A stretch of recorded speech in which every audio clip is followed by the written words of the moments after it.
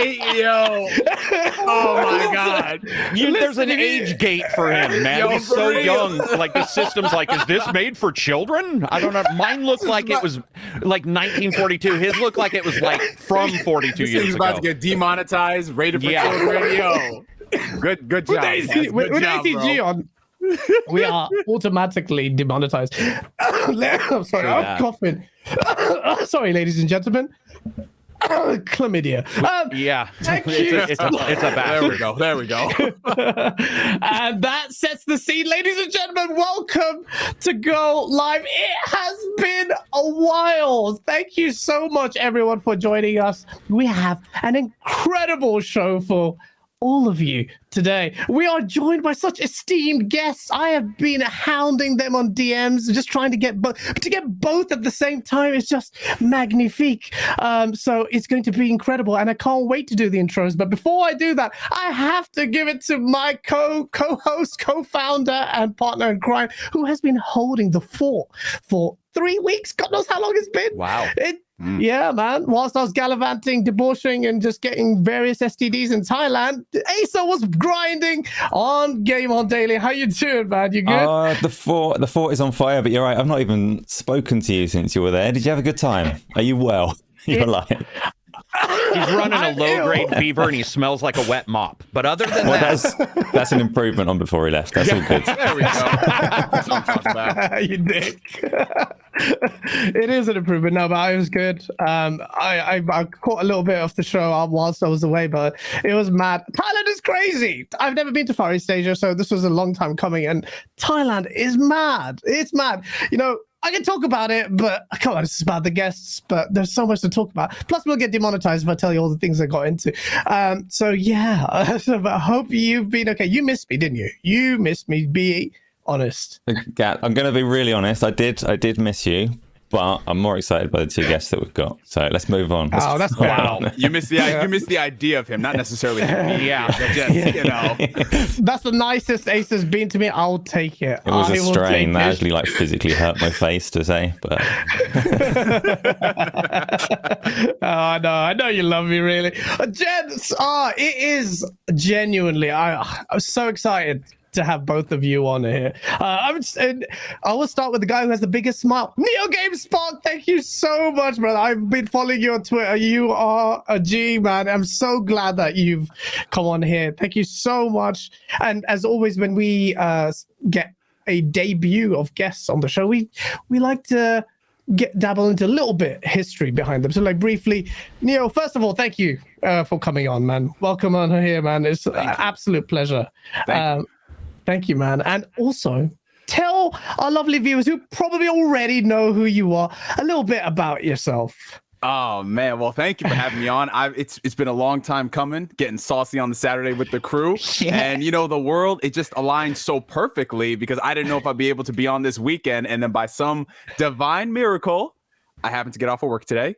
And then like 5 minutes later, guys is like, yo, can you do the podcast tomorrow? We got a bunch of special guests. And I said, man, I'm in there like swimwear. But what's going on? Everybody in the chat, shout out to the chat. You know, I don't really like talking about myself too much, but I'm going to do that quick little spiel. Man, I've been on the interwebs since the early days of YouTube, man. You know, I created my first account back in 2005. Started making content. Started making content back in the day. You know, back when videos used to be 4:3 and 480p. Wow. You know, where if you wanted to get high quality, you had to type something into the search bar. A lot of the OGs know what I'm talking about. It's crazy. Yeah, I know. I'm old. Yeah. But yeah, you know, I've been making content for the past 14 years now. Like the past week or so, I celebrated 14 years of content creation, and it's been absolutely insane just seeing how far the platform has grown, just seeing so many people who have blown up since then, making comebacks, making returns, and just meeting new people every day. I love it. It's amazing. And just getting to be on this podcast is just another notch in my belt. So thank you guys so much for having me on. No, honestly, the pleasure is ours. And I can't wait to get into the topics with you, man, because I know someone in Twitter said, oh my God, the hot takes will be flying with these four people. And left, right, and center, all the types of hot takes, man. Yeah. 100%. And we've got an abundance of topics. Last but certainly not least, this esteemed gentleman, I had the absolute pleasure of being on Cole Eastwood's that was a blast. and that was such a good show. ACG, you are a boss in the space. Thank you so much for coming on, man. How are you? Yeah, thanks for inviting me, man. It's about I have to admit, you go onto podcasts and you don't quite know how everybody's going to be. And I knew of you guys, but I was like, well, we'll see how it goes. And I had an absolute blast, man. Like, thanks for inviting me to that for both you and Colton. Like, that was a good time. Like, that was just a genuinely fun time. I appreciate it. For me, I review games. If you like them, you can check it out, ACG Online. But I would say this, screw subscribing for me. There is somebody I want you guys to watch, and I pimp him all the time, writing on games. He's a smaller YouTuber, and his name's Seamus. Yeah, writing on games. He's a smaller YouTuber. He's starting to finally get review code, I've noticed. But I've been a patron of his because I was patron. Like, if I do like somebody, I'm going to, like, send him some cash because it's like, you know, I know what it's like. This guy is awesome. And I've had him on the podcast once or twice. And his reviews, dude, makes me embarrassed, man. Like, embarrassed. Really? Like, oh, dude, yeah. Really? He did a Hitman review where I was talking on my podcast, just going like, "Fuck, okay, well, I'm done." Cause it was, his ability to explain why he finds something fun is more fresh than like. I just don't even know how to describe it. He's such a good cat. I was going to ask you, what makes him so good? Is it it's just the way he describes things, and his, you know, a lot of people script their stuff, and it's very, you know, it's like, I don't script my stuff, but I know it's okay to do it. His stuff is scripted, but it comes across as not, and it comes across a lot of the way I like these podcasts, where you're talking about what you like, but his description of things, like he broke down every Hitman level. And it was ingenious, man. And everybody on my channel knows I like him because, like, I'll pimp him whenever I get a chance because I do believe that people like that should get more codes. You know, it's always IGN. It's like, who gives a shit? Writing on games, yeah, writing on games. Yeah. Oh, shout out to Isla McGonads. She's linked that in the chat, so everyone. Thank you very much for doing that. Yeah. So subscribe to him, man. Check out his stuff. Very cool. That's cool. Nice of you. Nice of you. But come on, man. We got to fondle you a little bit. ACG, your reviews. Just a little bit. Your reviews are held in high esteem, particularly by me. The first review that comes on YouTube, we check out. So this is something like, and it's not me just sucking your dick. I'm just telling you the honest truth. It's when a big game comes out. What did ACG say? ACG. And Neo, you know that's fact. Absolutely. Like, what did he say? I've seen all your reviews. Your Pentiment one was quite interesting. Thank you. As well. Very. And I'm good. Actually, that's a very good one. And I haven't played the game, but I know I will share your sentiments. And I guess on that note, and people in chat, I will come to your super chats. Thank you so much for super chatting generously. We'll read out all of them. But before that, I just want to talk about. Let's just straight into it because we got fucking 22 topics or something crazy. We got a lot of topics. Yeah, we got a lot of topics. But the Pentiment came out. The reviews came out. A lot of people were shocked. Some people were like, but people were dismissive.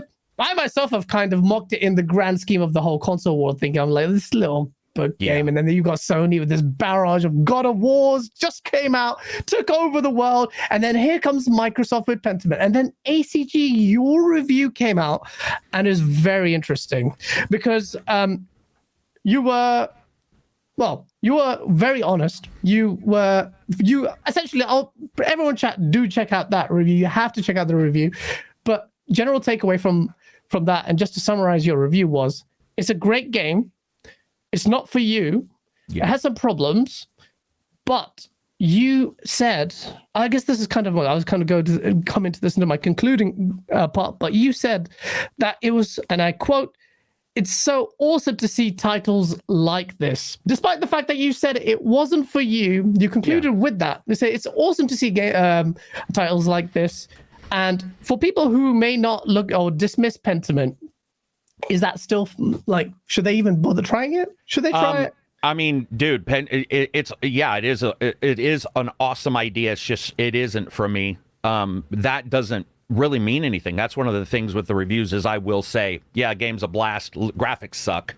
So here's the thing. Or game's really fun, but it's really niche. And this game is so niche. It's a niche within a niche within a niche. And luckily, Josh Sawyer, the creator, actually pinged my review and was like, I find this this is a completely fair review. And Game Pass, regardless of all this big stuff, there's a lot of time between every $70 amazing game. And So I get why God of War is awesome, but to me, I look at Game Pass and I'm like, oh my God, there's like all these little games that, to me as a gamer, I'm much more interested in Pentiment as a mystery title than I am as God of War. I know what God of War will be, unless they screw it up. But that game, dude, and the same with Somerville, where I was just like, and they were opposite ends of the spectrum. Somerville's more my jam, but I had a lot of technical issues. And I was like, hey, I still like it. It's just, there's a lot of technical issues with this game. But, dude, it's so cool to see that as somebody, and I got to have David Martinez on, who knows Josh Sawyer personally. David Martinez is one of the guys who does Raw Fury games. They do a lot of indie pubs. And he was telling me that, like, Josh was talking about this in Germany like 5 years ago. Going like, I want to make this game. Oh, Pentiment. Like, yeah. He's like, I want to make this game that's like blah, blah, blah, blah, blah, blah, blah. And they didn't have a way to get it to people. There really wasn't an, you could do itch.io maybe. Yeah. But dude, Game Pass allowed for them to do that. And David brought something really intelligent up. Shout out to him. He said, it is possible that Microsoft allowed them to do it because they don't want Josh to leave. You know, Josh could say, hey man, fair enough. You know, if you're not, but I don't really think that's what happened. What the story from Josh was that he basically pinged them, told them the first like 5-10 minutes of his idea, and they were already like, do it, man. And I rate that. That's rated on Microsoft. Awesome. That's right. Yeah. I mean, the quote is here from Josh Sawyer. He said, and this is coming from our good friend Benji Sales. He says, I never would have proposed making Pentiment without Game Pass. Like, I literally just wouldn't have done it. I just don't think it would have been possible. Those are his words. That's so a massive, massive beacon for Game Pass. That kind of experimental type of games that flourish. You got games like Scorn, for instance. I mean, that's as niche as fuck. I mean, look at that game. And yeah, it might not be another game that's not everyone's cup of tea. It's very niche, but it seems like Game Pass is giving life to all, not just giving life, but exposing to perhaps the masses games that they would normally traditionally buy, and that's the benefit of and that is the thing, is that Game Pass, well, I have some issues with Game Pass, certainly. I'm not too worried about the future, but I think the cool thing about any of these services is that they're offering a ton of different experiences that you can get into when you want,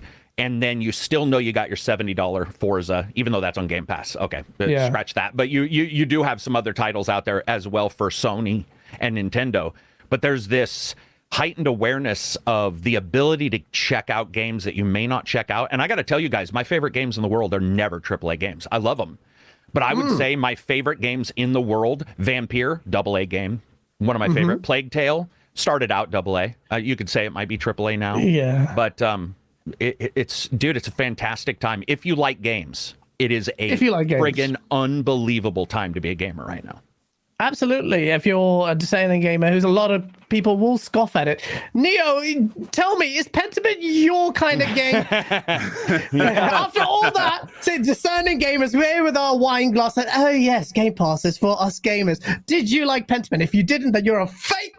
No, you're not. You're not. I don't like it. No, so full disclosure, I was actually sent a code from Xbox to play Pentiment a bit early. So I got maybe, I want to say an hour and a half into the game before other life obligations came up. And then this little indie title out west from Santa Monica released. You know, I don't know if you guys have heard of that.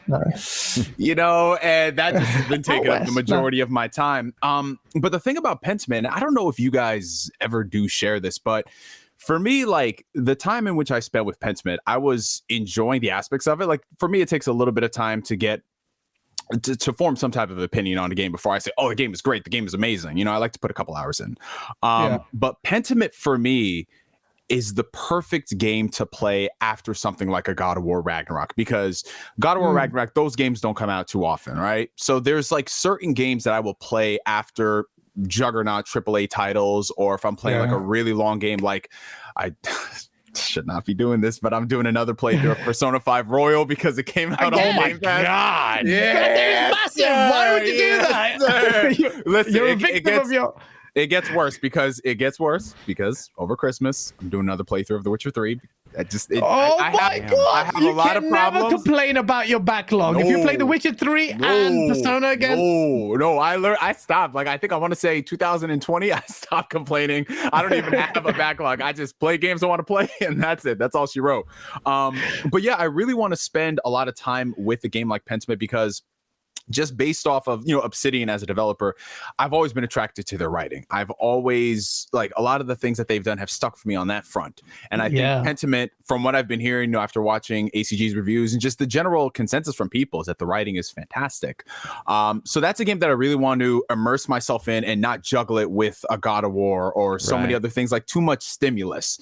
But I mean, I've enjoyed damn near all of Obsidian's catalog. So, I mean, with the exception of Grounded, but Grounded's not my type of game. So I'm like kind of neutral on it. But yeah, I think I'm going to enjoy it. But, time will tell. I'll just have to dive into it once I finish God of War. Absolutely. I'm the same as you, actually. I'm just playing God of War now. But ACG, is your review, the bits that you said it was a slow burn to get into at the start. You mentioned that some of the bits, the little problems that you mentioned, like the ASMR for some people. I knew you were going to bring it up. Yeah, dude, that would annoy me. It's straight out of Hogwarts. That evil lady who made him write their friggin' Umbridge. Yeah. I mean, and it's funny because as an audio guy, I noticed it right away, and I was like, "Oh no, this is gonna piss everybody off if they play it." So I leapt into the settings because I do like to cover that in reviews, and I'm like, "Oh crap, there's no real way to turn this off." And luckily, they change it up, which I thought was cool. They also have this upside. I don't know any other way to describe it, but some of the characters who are more rustic, they will have these wood burned characters flip up like tiles and then flip over when they're talking. That's cool, and you got this almost wood in water sound, like a clunk when they come up. And I was like, because to me, I'm not ASMR. I've never been attracted to that, but I am an audio guy, and I love those kind of like. That thing that makes you go, whoa, what exactly was that? Like a Final Fantasy menu or something where somebody's like, oh, that's the perfect thing. But yeah, dude, that. Yeah. And then when you start speeding through it, by the way, you can't speed past that. So now you just get this constant, if you like read fast like I do, it's just. Yeah. And after a while, you're like, oh, son of a bitch, that's harsh. So that's just. But you can turn it off. You can turn it off, right? I was not able to find any menu to turn that off at the time. Oh, shit. Whether they patched that in, I could not turn it down either. So whether that's patched in now, because, all these games come out, and I got to tell you as a reviewer, every game comes out with a note that says we're patching stuff. Yeah. Now we've accepted it's that. Modern gaming. Yeah, so modern gaming, digital, right? You don't go to Fred Meyer and pick up a game and it's done anymore. It's always like 17 patches later. But there you go. Yeah, no, absolutely. Yeah, only 17? Only? Well, yeah. 17. We're moving on up, man. We're moving on up. Warzone 2 is already. Did you guys? Has anybody played Pentiment yet or Somerville? I mean, Neo did an hour, but what about Somerville? That's on my list as well. Okay. I'm sitting quiet because I've not touched either of them. Like ACG said, the biggest problem is there are so many games right now. Well, that's the thing. They're on my backlog. I have every intention to get to them, but there are 5,000 other games that are in the same position. So when it'll come, I don't know. Do you guys have? See, I don't have a backlog. I don't have any guilt. I don't have anything connected to past games. I like this guy. Whatever interests me is what interests me. And I'm telling you right now, remove the other games, bro.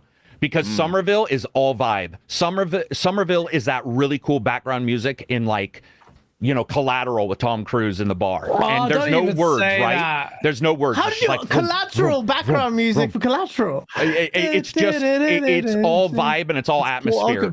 It's got other issues, but I'm telling you, man, you might want to check it out because it's like 4 hours, right? About quite short. Yeah, not very long. That puts it higher on my backlog. Yeah.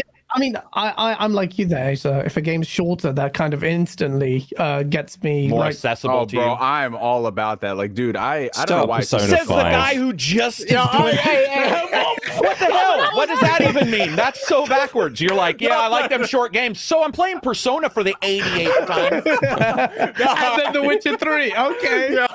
No. So in between that, because I learned this from years of RPG burnout.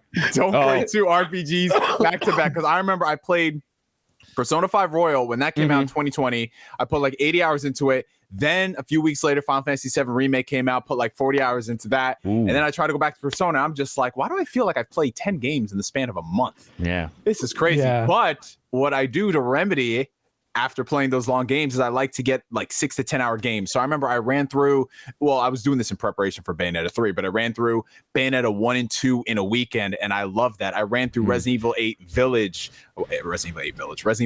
in a weekend, and it's just like, you know, there really ain't anything wrong with these 8-hour games, bro. Yeah. There really ain't anything wrong. Like Callisto Protocol, I'm not sure how long that's going to be, but if it's like that 12 to 15 hour spot, I'm down with that, bro. Yeah, for sure. Yeah, no, that is my sweet spot. I loved Inside, and what was the other one? Limbo. I loved Inside more than Limbo. Inside shocked me, especially Inside the ending. Same. Rippy, bro. The ending just left with me. It's just stayed with me. Like it was like Akira at the end. That's what happened. I will say this is not as good, just so you know, guys. Yeah, I mean, saw your straight up, review. it's not as good. Yeah, I did watch your review, and it did like I won't spoil it, but there were no spoilers in your review. But yeah, that change of pace, hopefully, you know, when you come out of the house and go in to see everything, that will hopefully help. But I could tell this hasn't got that magic flavor of Inside. So, but it's still, you know, they're immensely talented. That was one of my most highly anticipated games. It's a short game. I might just shelve or park God of War Ragnarok, which I'm playing right now, for a little while and play that game. But there's so many games. Neo, you touched on something that actually I didn't put in as a topic, but it kind of reminded me of something I did kind of want to touch upon. Obsidian. These guys might be Microsoft's pretty ace card now. Like, they're like the equivalent of Insomniac for Xbox. They're doing really well, and these are 2 passion projects. So what's in store for their big ones? Do you agree with me? No, absolutely. I think when everything is said and done in the next like 5 to 7 years, looking at Obsidian's output, it's so funny because I remember when Obsidian was first acquired, everyone was saying, oh, this is their competitor to Bethesda. You know what I'm saying? Like they're going to get their own type of RPG. They're going to do this, they're that. And it's so funny. Yeah. It's so funny that 2 years later, it's like, well, we bought Bethesda as well. But I think, you know, when we start seeing more of Avowed and we start seeing all the other stuff that they do, it's just all talent. It's all passion. And that's what excites me the most about Game Pass. I mean, for a lot of people out there, Game Pass is used as the service that you get the Halos and you get the Forzas, you're going to get the Fables, you're going to get the big titles. But in between those, it's nice to have a Pentiment. I just think that this year in particular has kind of soured people's opinion of Game Pass because we haven't had those bigger titles. So when you have something like a Pentiment, which, you know, for like, it might not be your cup of tea, ACG, but for a lot of people, they might really enjoy it. I think that if it came out in a year where you had all those other bigger titles and people are just looking for something different to play, it would have done better. But Obsidian, like just looking at their future, I think it might have done worse. I think it's just been overshadowed. I think Pentiment got a lot of eyes on it because Xbox's slate is so kind of empty this year. So the kind of everyone there's more eyes on, maybe because like I anticipate, I may be wrong here, but next year is going to be hopefully an onslaught of loads of games if you just reel out their games. And I think Pentiment wouldn't breathe in that kind of environment. And whereas Xbox guys are really desperate for some kind of games to like latch onto. And Pentiment got good reviews. It reviewed very well, which surprised a lot of people. Yeah, surprised a lot of people. But that speaks to the strength of Game Pass and the variety. They're really nailing the variety point, but it's just that fundamental AAA quality that Obsidian can deliver with Avowed and whether Outer Worlds 2 comes out. But I forgot they were doing that. I can't wait for Outer Worlds 2. I really ended up enjoying that game. Yeah, I'm excited to see what they do. Yeah, I haven't fucking played that the first one, but yeah, it's good, man. Obsidian, their reputation is going up and up and up. I'm a fake piece of shit. Gas is a Twitter gamer, man. That's what it is. It's like I like the idea. Man. Yo, it's like I like the idea of the games. I don't play them though. You know? Wow. I think I would like that game. Sucks. Grounded sucks. If Colt heard me say that, he would cry. That Grounded is probably his game of the year. He's gonna get his kids on you. That's what he's gonna do. Yeah, he is. Honestly, they are pretty talented in that game. Honestly, they spend hours on that game. Let me catch up with these super chats. Flame, good to see you. Thank you so much for the $5 super chats. Greetings, GameOnDaily. I don't think we can trust this Neo dude. He left his community unread for 4 months to eat mayo from a jar every day. What is that about? bro. Do you got 6 hours to dive into the lore? Yes, because All right, 6 hours. No, that's longer than bloody what's it called? Somerville. But yeah, there you go. So I'm gonna give you the condensed version. So every week I do these things called Ask Neos, where it's just like a Q&A where we all chill, we have fun, we ask questions, blah, blah, blah. And, every now and then we get onto the topic of food. And, we're always sharing, like, if you live in the tri-state area, I'm like, oh, everyone go to this restaurant. They have the best this, they have the best that, blah, blah, blah. And someone asked, like, yo, Neo, man, like, what's your favorite type of condiments, right? And I was like, yeah, I like ketchup. I like mustard. Every now and then I put a little mayo on stuff. And then people are like, oh, judging you. Mayo, yo, exactly. I'm like, mayo. I was like, yeah, every now and then I got like some spicy chipotle mayo, and then from there it just morphed into this like, yo, Neo drinks mayo out the jar, bro. And I'm like, what? How did this start? And then it just became a joke within the community every single week. Somebody can't say mayo. You can't say mayo is a favorite condiment. That's the most plain thing you could have mentioned. It's a spicy chipotle mayo. Like that shit is phenomenal. A spicy chipotle mayo. Okay, that's different. It's so that's good. Different. They also have Tabasco mayo. They have a couple different ones, and they're actually they're quite good. And then it got even worse because somebody donated a substantial amount of money to a super chat. You know where this is going. Yeah, I know where that's coming from. What happened? Tell me. So what happened? Someone donated money for me to eat a spoonful of mayo live on screen. I love mayo, and that would be revolting. Man, did you do it? Of course I did it, man. Mine ain't no original. No, he did. He got somebody paid him. We're slaves to the grind, man. Exactly, bro. That's what we do. I would have done it. Yeah, fair enough. Everybody was sending the link out to their mama and like, oh, come look at this, come look at this, man, eat this. But listen, it's easier said than done. You just scoop it in there, you just swallow it, and it's over, man. That was it. Right. Like, you don't want to mush it around in there like what Gaz did in Thailand. You don't want to do that. You don't, man. You just want to live. That is wrong, man. That's wrong and accurate. No, that's not accurate. But that's hey, man, it's better than hot sauce. I had like some of the hottest sauces back to back for a video that hardly anyone watched and almost went to the hospital. But I understand it's for the grind. What kind of hot sauce? What kind of hot sauce was it? It was like 13 million of Scoville. There's a video. It's me. I got to see that. You have to see. I almost went to the hospital. It's pretty mad. Shabs, shout out to him for being a member for 14 months. Thank you so much, man. Great to see guests. ACG, watch all his reviews. Base my purchases on his reviews. And Neo, great content creator. Love Gaz and Ace. And shout out to you, Shabs. Thank ACG, bro. Tarek, he bases his decisions on what you say. Stressful. That's I don't even agree with my own family. like that's I mean, by the way, thank you, but you will get those times where you're like, oh shit, here I go. You can only let somebody down when they say that. Like that's at that point you're like, here we go, baby. This is a love affair that's gone bad. One of the things we always joke about in my Discord is if anybody comes into our Discord and is really loving, not that this person said anything bad, but I mean really, like, blah blah blah, I'm always like, that person's gonna be gone in a week. Because that intense passion, the moment they disagree with you, prepare, bro. Prepare. You've changed, man. I've had people be like, you've dishonored your family and blah, blah, blah. And I'm like, first of all, my family would be like, who gives a shit? My dad's like out there cutting logs. He doesn't give a shit about what I'm talking about on YouTube. But yeah, it is funny. I really do appreciate that. But don't hold it against me if we disagree on something. That's all I'm saying. Yeah, absolutely. When I did the Source video, a lot of people thought I was just pure Xbox, like going fanboy. But when I critiqued them consistently, I saw people just had like they divorced me. I was in a relationship with them. It's true. You gotta like let them down gently with a couple tweets prior. It's starting the video. They're like, remember, if they have issues, I might bring them up, because if you don't, they'll be like, you cheated on me. Yeah, exactly. I didn't let them down gently, unfortunately. BC, thank you so much for the $5 Australian makers. Welcome back, guys. In Thailand airport, did they make you go through the gate sideways? And did you go to Bangkok? Have a good show, Pancake Gamers. I don't know the sideways. I don't know what that means. Am I missing an obvious joke? I think I am. But no, they let me in. And they let me out, which is let me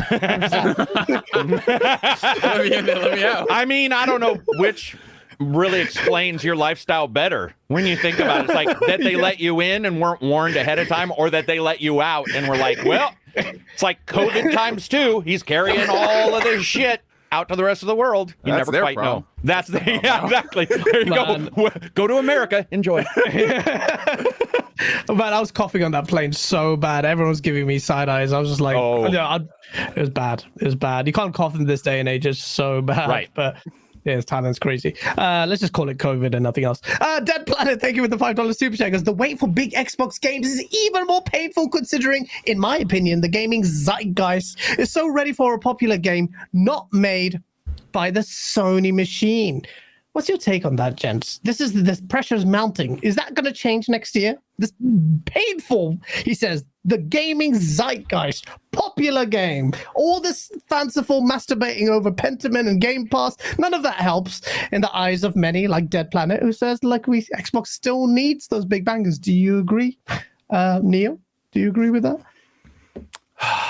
I mean, I'm just excited for games next year, man. I'm excited for games next year, whether they're coming from Microsoft, whether they're coming from PlayStation. And I don't know, like there's been this weird I don't know if sycophant is the right term to use. That ain't evil laugh, but there's been this weird like this year will be our year for Xbox. You know what I'm saying? Like every single year we hear that. Every single year for the last 5 years. For the last 5 years. And since at least 2018, like this year will be the year for Xbox. And I'm just like, I'm at that stage, maybe because I'm so young, but I'm matured from when I was a young little Neo that you used in the intro, which I still got. Man, like, you had to throw that in there. Yeah. But for me, it's just like we'll see what happens. If these games are good, if these games are great, I'll be excited for them. And if they keep getting delayed, well, maybe 2024, that'll be the year, man. Let's go. Yeah, absolutely. Well, we'll talk about the delay thing, actually, because Phil Spencer touched upon it this week and acknowledged that they rushed out games. But ACG, very quickly on this point, actually, let me park it to the end, because I think we're going to be double backing on this topic of what Xbox needs to do at the end. So, yeah, let me just quickly read the super chat. Sith Lord, shout out to you, man. Thank you for the $2 super chat. Because Gaz is back. He's not dead. Thank God. Happy birthday. It's not my birthday. Thank you, Sith Lord. Strictly Gaming, shout out to you, Strictly. Thank you for the $10 super chat, man. He goes, great evening panel. Shout out to Neo. Dope people. Hope everyone is good. What up, Gaz? What up, Strictly? We need to do the COD games, man. That's my brother right there. That's my brother Strictly right there. Yeah, shout out to Strictly. He's been on the show. He's a great guy, and he kills it on Call of Duty. Absolutely. Well, I played with him. He's mad. Adam MC, thank you so much for the £5 super chat. Goes, hey Gaz, Ace, I just want to support you guys. Carrick and Neil are fantastic. Yes, of course. Should be an amazing show. Love you all. Thank you so much, Adam, for that. It's very sweet of you. And Donataku, thank you so much for the $2 super chat. Goes, Neil, alive in the flesh. I must be dreaming. He says, I'll just change that to I must be dreaming. You're not. Welcome to reality. We back, Don. We're back. We're back. And we are going to move quickly on to what he was talking about, Strictly Gaming. I just want to quickly, I don't know, say I'm a fake gamer, but I'm still that mainstream Call of Duty gamer. I've been playing that Prestige. Warzone 2 came out, and as soon as I saw a Twitter video of where it showed that there's proximity chat in the game, I was like, done.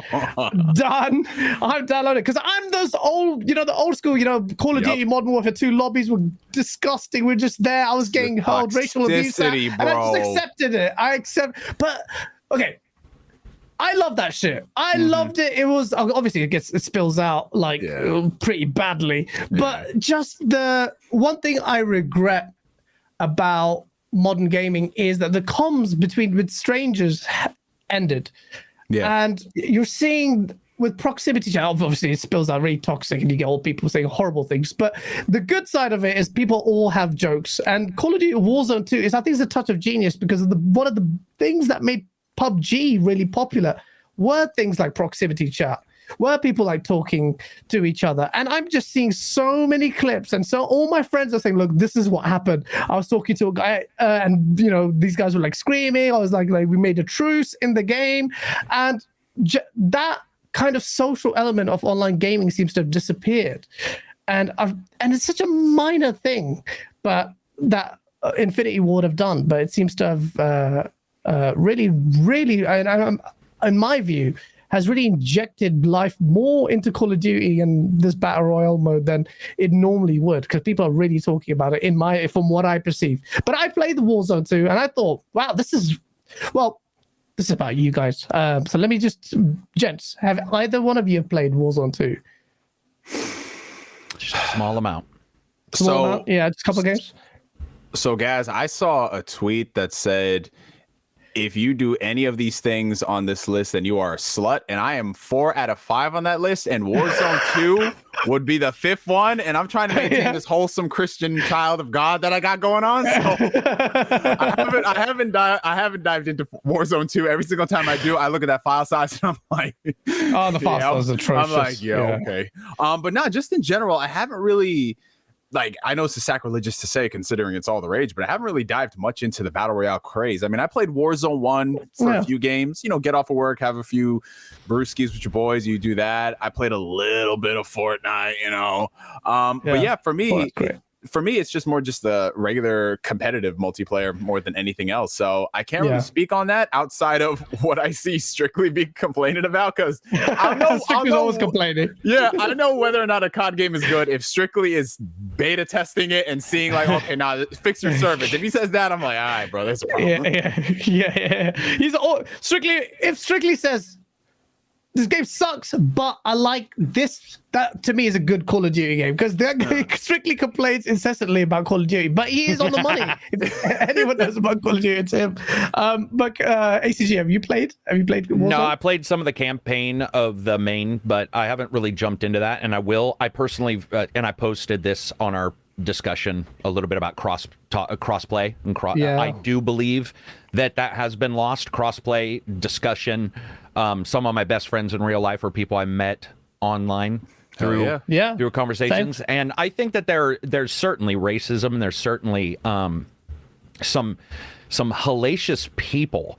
But to me, and this is just my opinion, when I meet somebody who isn't, I have a far higher chance of friending them or trying to find them later in a game. So there's this whitewash of bullshit that you're dealing with, and it's almost like finding that one girl or guy, whatever you're into, that like is a little bit above everything else, and you're like, oh. And I've just found that when you find that person who's not doing that, and they're like, hey man, I'm gonna flank left, you flank right, you may die, and they're like, no worries, blah blah blah, and you're like, you know what?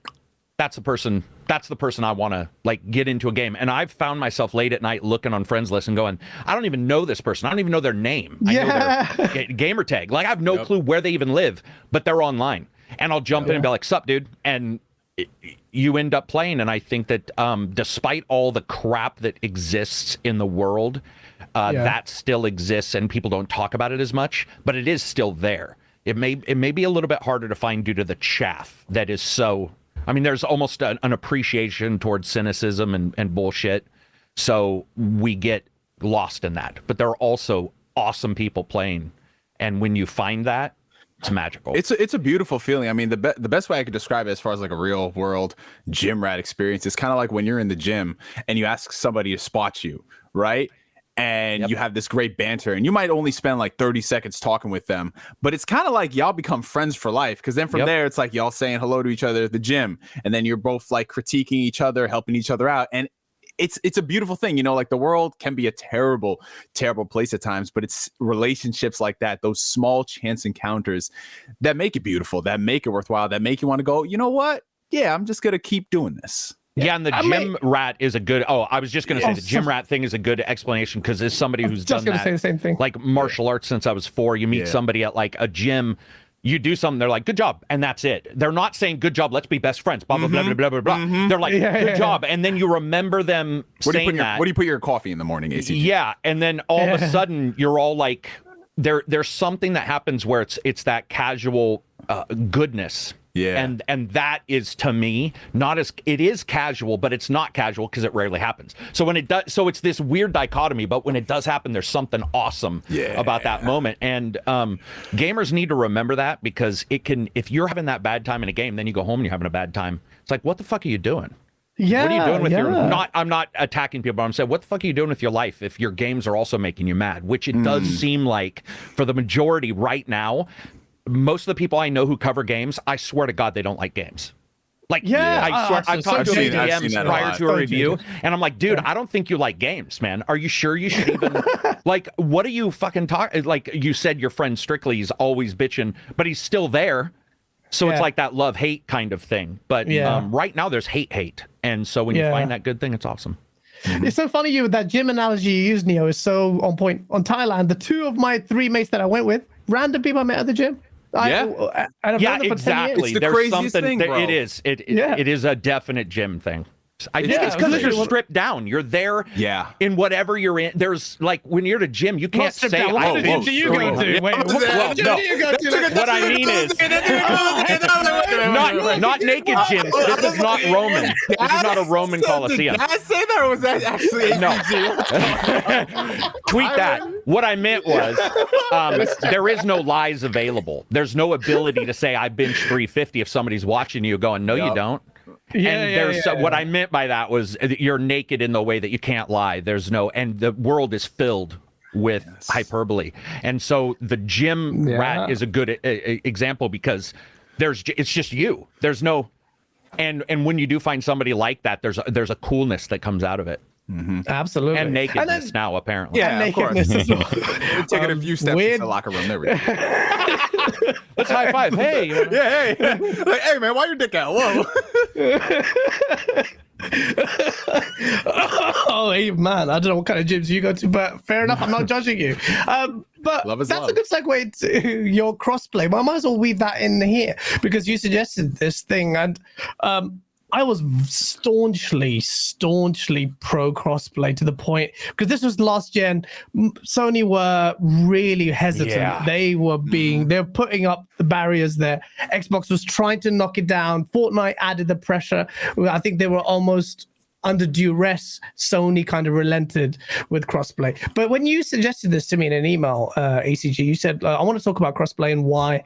And I actually copied and pasted what you said. So console crossplay is not always promised from devs, and why you believe that hurts everyone. Can you substantiate your view on that? Yeah, because so let's say you do allow crossplay, the discussion that we just talked about with Modern Warfare, you start to talk to people who maybe aren't within the same ecosystem that you're within. They might be on a different system, and you just randomly say, "Hey, is God of War good?" You don't have a PlayStation. They're like, "Is it just God of War?" No, man. There's a cool story.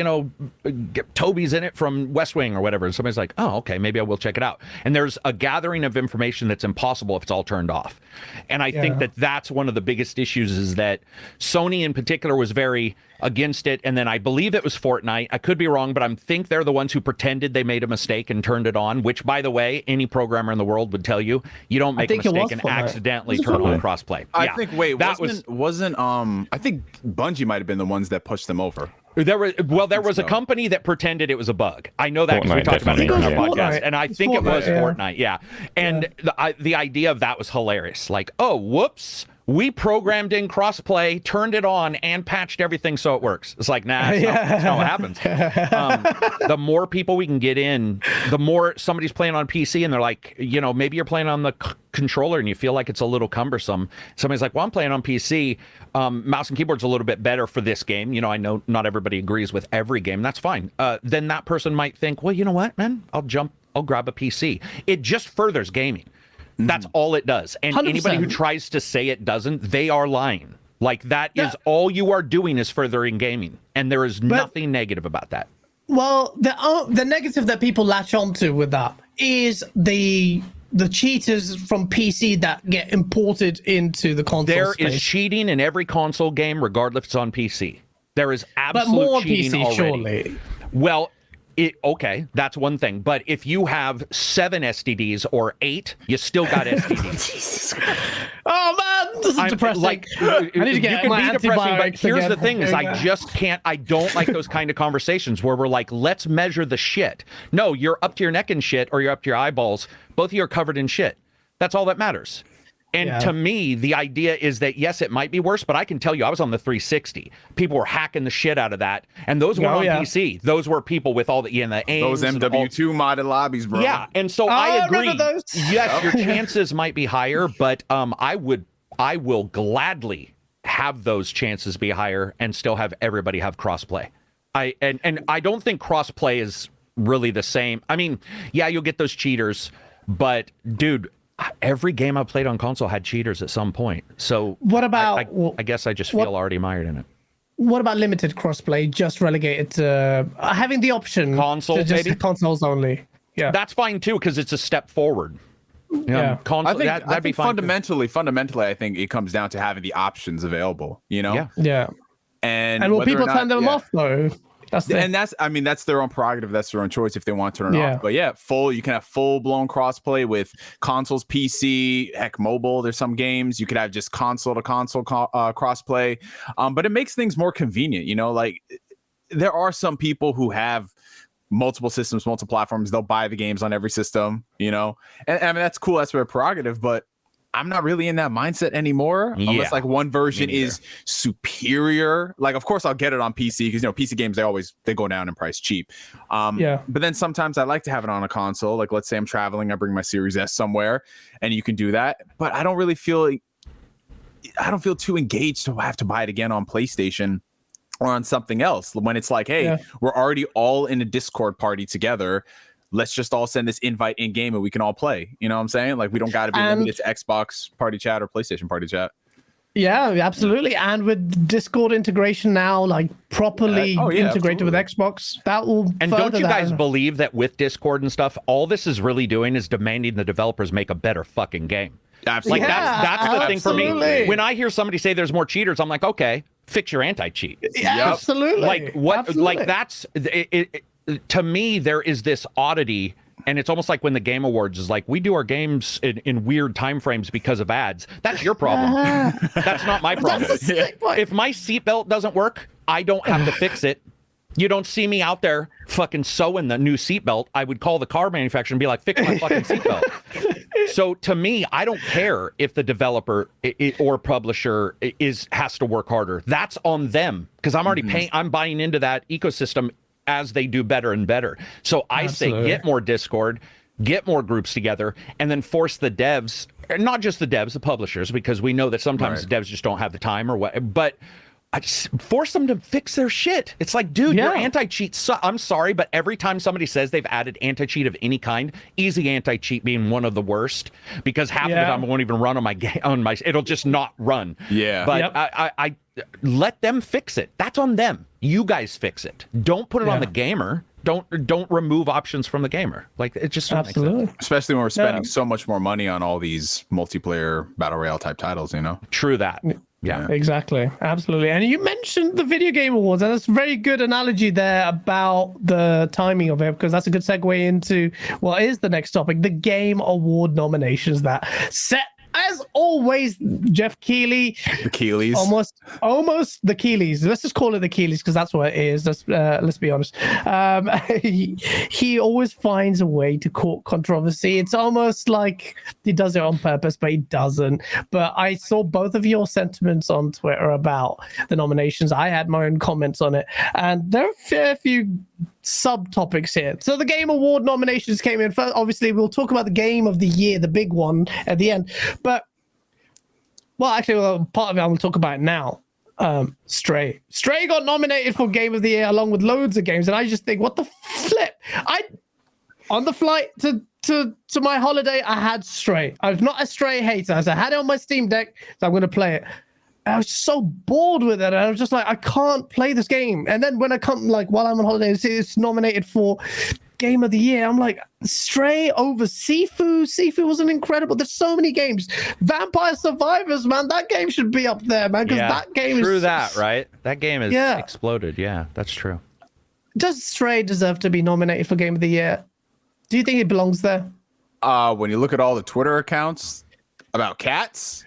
Yeah, I see that, bro. When I saw Stray show up on that list, I was genuinely surprised, but at the same time, I was not shocked because the discourse surrounding the game leading up to its release, like, oh man, it's a game you play as a cat, and then look at the cat. My cat is reacting to Stray, and it's like every day there was a new video, and I'm like, That's true. Somebody is going to nominate this, whether or not the game is phenomenal or not. I played Stray. I enjoyed Stray. I think it's a cool little experience. Do I think it should have been nominated for Game of the Year? I don't know. I'm not on the panel. These are just the choices.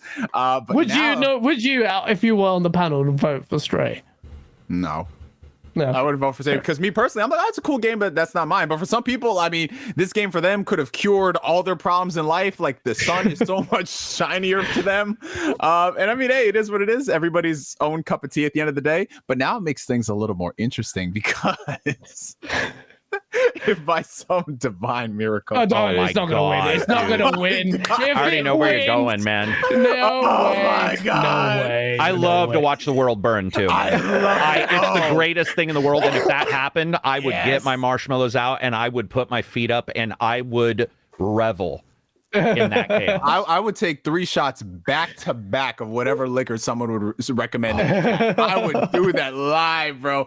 You heard it here, people. You will take 3 shots of whatever you suggest if Stray wins. Mayo. Mayo, yeah, exactly. Oh, man, blood for punishment. Well, I want to make sure you guys haven't, like, Asa, is that how we're pronouncing your name? Mm-hmm. Yeah. What's your full name, by the way? That is my full entire name. Where's that from? Like, what's the background for that? It's an Old Testament Bible name, and you are one of the very few people that got it right first time.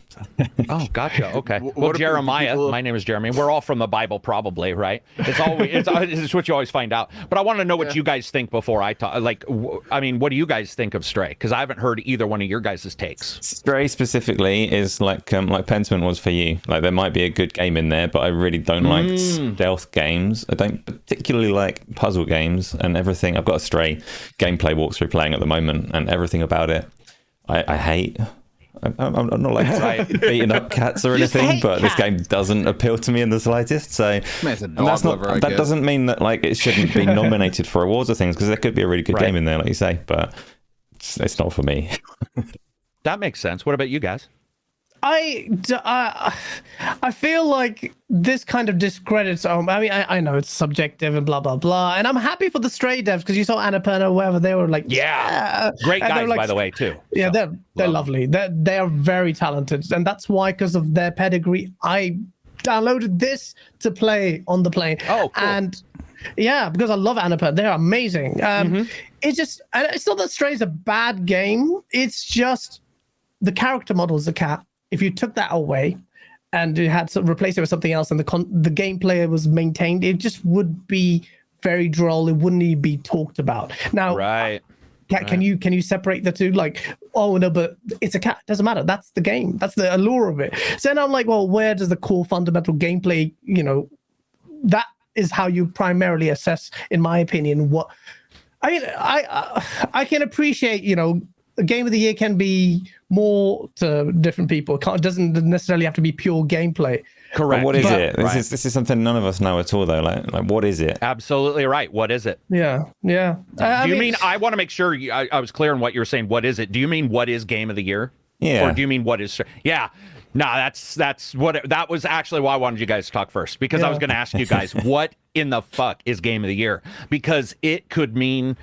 And by the way, I don't know anybody voting, so if this pisses anybody off, I apologize. But since I don't know who you are, don't take it personal. I didn't even understand the entire way in which this stuff was announced, because I saw some announcements that looked like they were prior to the deadline. And so I was like, so you're saying that these are the awards, but they're prior to the deadline for the games coming in? Why is Pentiment not on there? Why, especially at the ratings? So here's my personal opinion about the Game of the Year awards. At their very core, they're corrupt. And I do not mean the people are corrupt. I mean the way in which it's done is corrupt. And that's okay to say this has fallen to the wayside. It's no longer representative of sort of how we're going. There needs to be far more transparency. Why do you say that? There's no transparency. There's none at all. We don't even know how any of this happens. It's like, hey, watch the Game Awards where blah, blah, blah happened. You're like, how did we get to this point? But they don't want to talk about that. It's the same way about how did we get this fucked up schedule for the Game Awards, which isn't January to December. It's some nebulous fucking day where you're just looking at it going like, why is this the day? Why is it not? Just tell me why it's not one day after that. If you can, and they can't. And so it's become corrupt in that the lack of transparency has made it so that no one cares. And Game of the Year, we should care. I think we should. And right now, most of the people I know, they're happy for a game, but they don't know why it's there, and they just see these scores, and then you're like, so it was nominated, but nominated doesn't win, but it means it was, and they listed all these numbers for nominations. People are going, what the fuck does that even mean? Yeah, like, what's 7 nominations for Horizon? I saw 17, and I was like, so it won? No, it didn't win. Yeah, and I know why they don't have public, because you could cheat, right? You could. There's all kinds of stuff, and I get that. I totally get that. But there needs to be transparency, and there needs to be some ways in which we can look, not to be rude, but I think for the most part, it's most likely journalistic scores and reviews. And most of us in YouTube are there because we were let down by journalistic stuff at one point or another. Yeah. 100%. So 100%. I know that they don't want to grab me, especially because of the way I talk, but it's like there are some, dude, if Writing on Games were to tell me, or one of my people in the Discord were to say Stray's Game of the Year, I'd be like, well, you know what? That person that I like know and trust and can look at has said that. These journalistic things, I'm like, who? Because if you say IGN or Forbes, you're like, well, which one at Forbes? Because there's like 5 people. What about Washington Post? Gene, I love Gene Park. Is that Gene Park's a legend? Yeah, he is. He's one of the nicest guys in the universe. Yeah, and sweet. It's like, so if Gene says it, I would go, okay, I sort of got where you go. But we need transparency on that shit. And if we don't have it, it means less than nothing. So I was toying with the idea. Sorry. Oh yeah, no, you good, bro. I think what it comes down to is that it's fundamentally this weird thing I've noticed with the gaming industry, because gaming as a medium has grown so fast in a relatively short amount of time. Like the time in which gaming has been around compared to movies and music, and how it's just exploded in the masses. Like I don't think there's ever been a point where people have got a chance to like sit down and fundamentally slow it down. Slow it down, review it. Like, let's talk about these things. Because when you look at it, a lot of people who are involved in games media and games journalism, they started out like us, not too dissimilar for what we were doing. And, they might have gone to school for a media or communications degree or something, but then they just got into writing and they go from there. But no one's ever just like stopped to be like, can we like assemble a council? Can we sit here and what are our rules? What are our values, our morals, and what we're doing for this individual show, that individual show? And I don't think gaming has really done that. So it's gotten to the point where, because it's just, okay, let's put on a show for the sake of putting on a show. And I'm gonna be real. The reason why I don't put too much stock in the Game Awards is because the Game Awards is really no different than so many other shows that people would do. Like, what is the difference between Jeff Keighley's show versus Gaz's show or ACG's show? There really isn't. The only difference is that Keighley has a lot of money and sponsors behind it. But then at that point, we're watching the show for the sponsors. Oh no! So The Rock can come out there and tell you about his new movie. Oh, The Rock, exactly. Yeah, The Rock. Can I point out? Brother. Also, the one thing you just hit on it too. So the great thing about gaming is people are consistently fucking, which means more people are coming into gaming. Yeah, like exactly. and some of these people who write, they were writing for tech on their website, and then it was like, well, games are big, so this person moved over to games. By the way, I have no issue if that's how they got into it, but I was stunned when I created my YouTube channel, because before I ever did a video, I had a mission statement, which was like, how am I going to review a game? Am I going to accept the game? Am I going to blah blah blah? And I was talking to somebody who's massive, not as massive as they used to be, but they were massive in games. And I was like, so is it okay if I ask you, like, what mission statement, what do you have? And they're like, what the fuck's a mission statement? And I'm like, well, how are you reviewing? If you got 2 games, how are you even coming to any kind of consensus between game 1 and game 2? What do you mean there's no? And then no one had one. Like the more I talked to, they hadn't even heard about it. And it's because, as Neo said, we all graduated into it, right? And so that slowdown would be phenomenal. It would be the sexiest thing if we slowed down and we're like, whoa, wait. Just for a second. OpenCritic did it, by the way, for Metacritic scores. OpenCritic takes YouTube now. And they don't merge it. But if you go to OpenCritic, you can see what critics who have worded scores, like myself, and numbered scores, and they don't merge them, which is fine, because I think Metacritic is toxic. But it's awesome because a person can go and say, buy, don't get it, 10, 8, 9. And they can sort of come to this conclusion. And that's because OpenCritic looked at everything. And Matthew's his name, who had contacted me when they started. He's like, we want to start doing this for this thing called OpenCritic. And I was like, dude, that's phenomenal. And I would love to see games, because I think Jeff Keighley's awesome behind the scenes. He just he went out into games and then out of games and then back in. And when he came back in, it was like, let's do this Game Award. You know what I mean? Because he was always doing his hosting. He had Michael, the stockbroker guy who would always show up. And they did. Yeah. Rumor mill. Oh, just one person as a massive rumor mill. That guy. It would be so sexy to slow it down, man. That would be. Oh, so you're speaking to my soul. So when I was looking at VGA and the awards, and I thought, well, you know what? There are two things: reviews and game awards. I said, if I GameOnDaily, we could spend some money and do our own December end of year show. We do our nominations, but it would be open to public scrutiny. So it's just like, these are the games that we've nominated, and this is the justification why. Right. And I wanted to do, if we were going to do game reviews, I wanted to do a game review thoroughly with the set parameters. You could have like categories, graphics, story, audio, whatever, gameplay. And then after the review is done, or either live stream the game, well, NDAs permitting, or whatever. And then after your reviews come out, live show, open it up to the viewers to critique you, to question my review. That's the kind of discourse and scrutiny I would like to invite. So these ideas are toyed in my head, and when you said that, I said, well, there is no transparency with the Video Game Awards. Someone needs to come out there and say, look, we are willing to. Like, ACG, you could do this. You could easily do, because your reviews speak like that. I can tell from they're designed to withstand critique, and there is a mission statement. And if there's no mission statement with the Video Game Awards, then it's just kind of a sham. It's just basically a show appeasing advertisers in November or whenever the show is, and it doesn't make sense.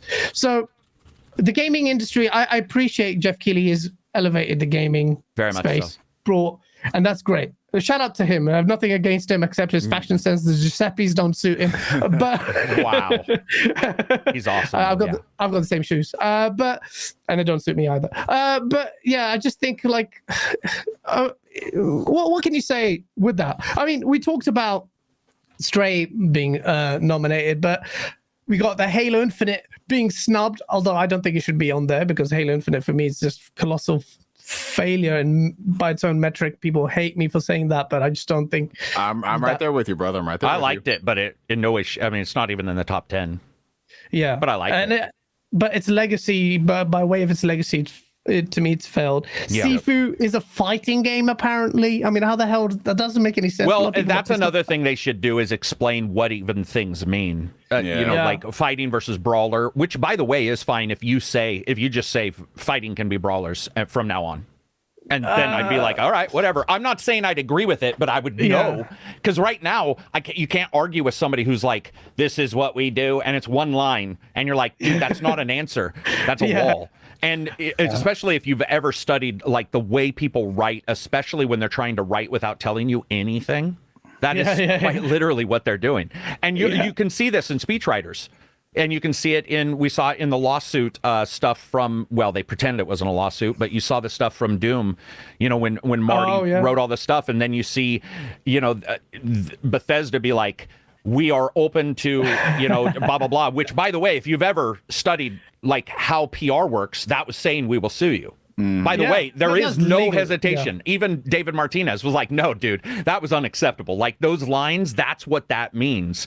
But I just, dude, it would be so cool, because to have that transparency to even understand what a fighter is, because I saw you and some others talk about Sifu, and I was like, okay, maybe I don't know. Maybe they've stated what a fighter is somewhere. And then I did look, and I didn't find any descriptors. And what are you guys thinking? A Sifu is more of a third-person action game. I was just about to bring Is that what we're thinking? I was about to bring it, because what is the distinction? Obviously, because Sifu is definitely more of a technical game. Like there's some people that just based off the nature of what you can pull off in Sifu, they will not play it. They're not going to make it that far. The Dark Souls of martial arts games. Exactly. Oh, Jesus Christ.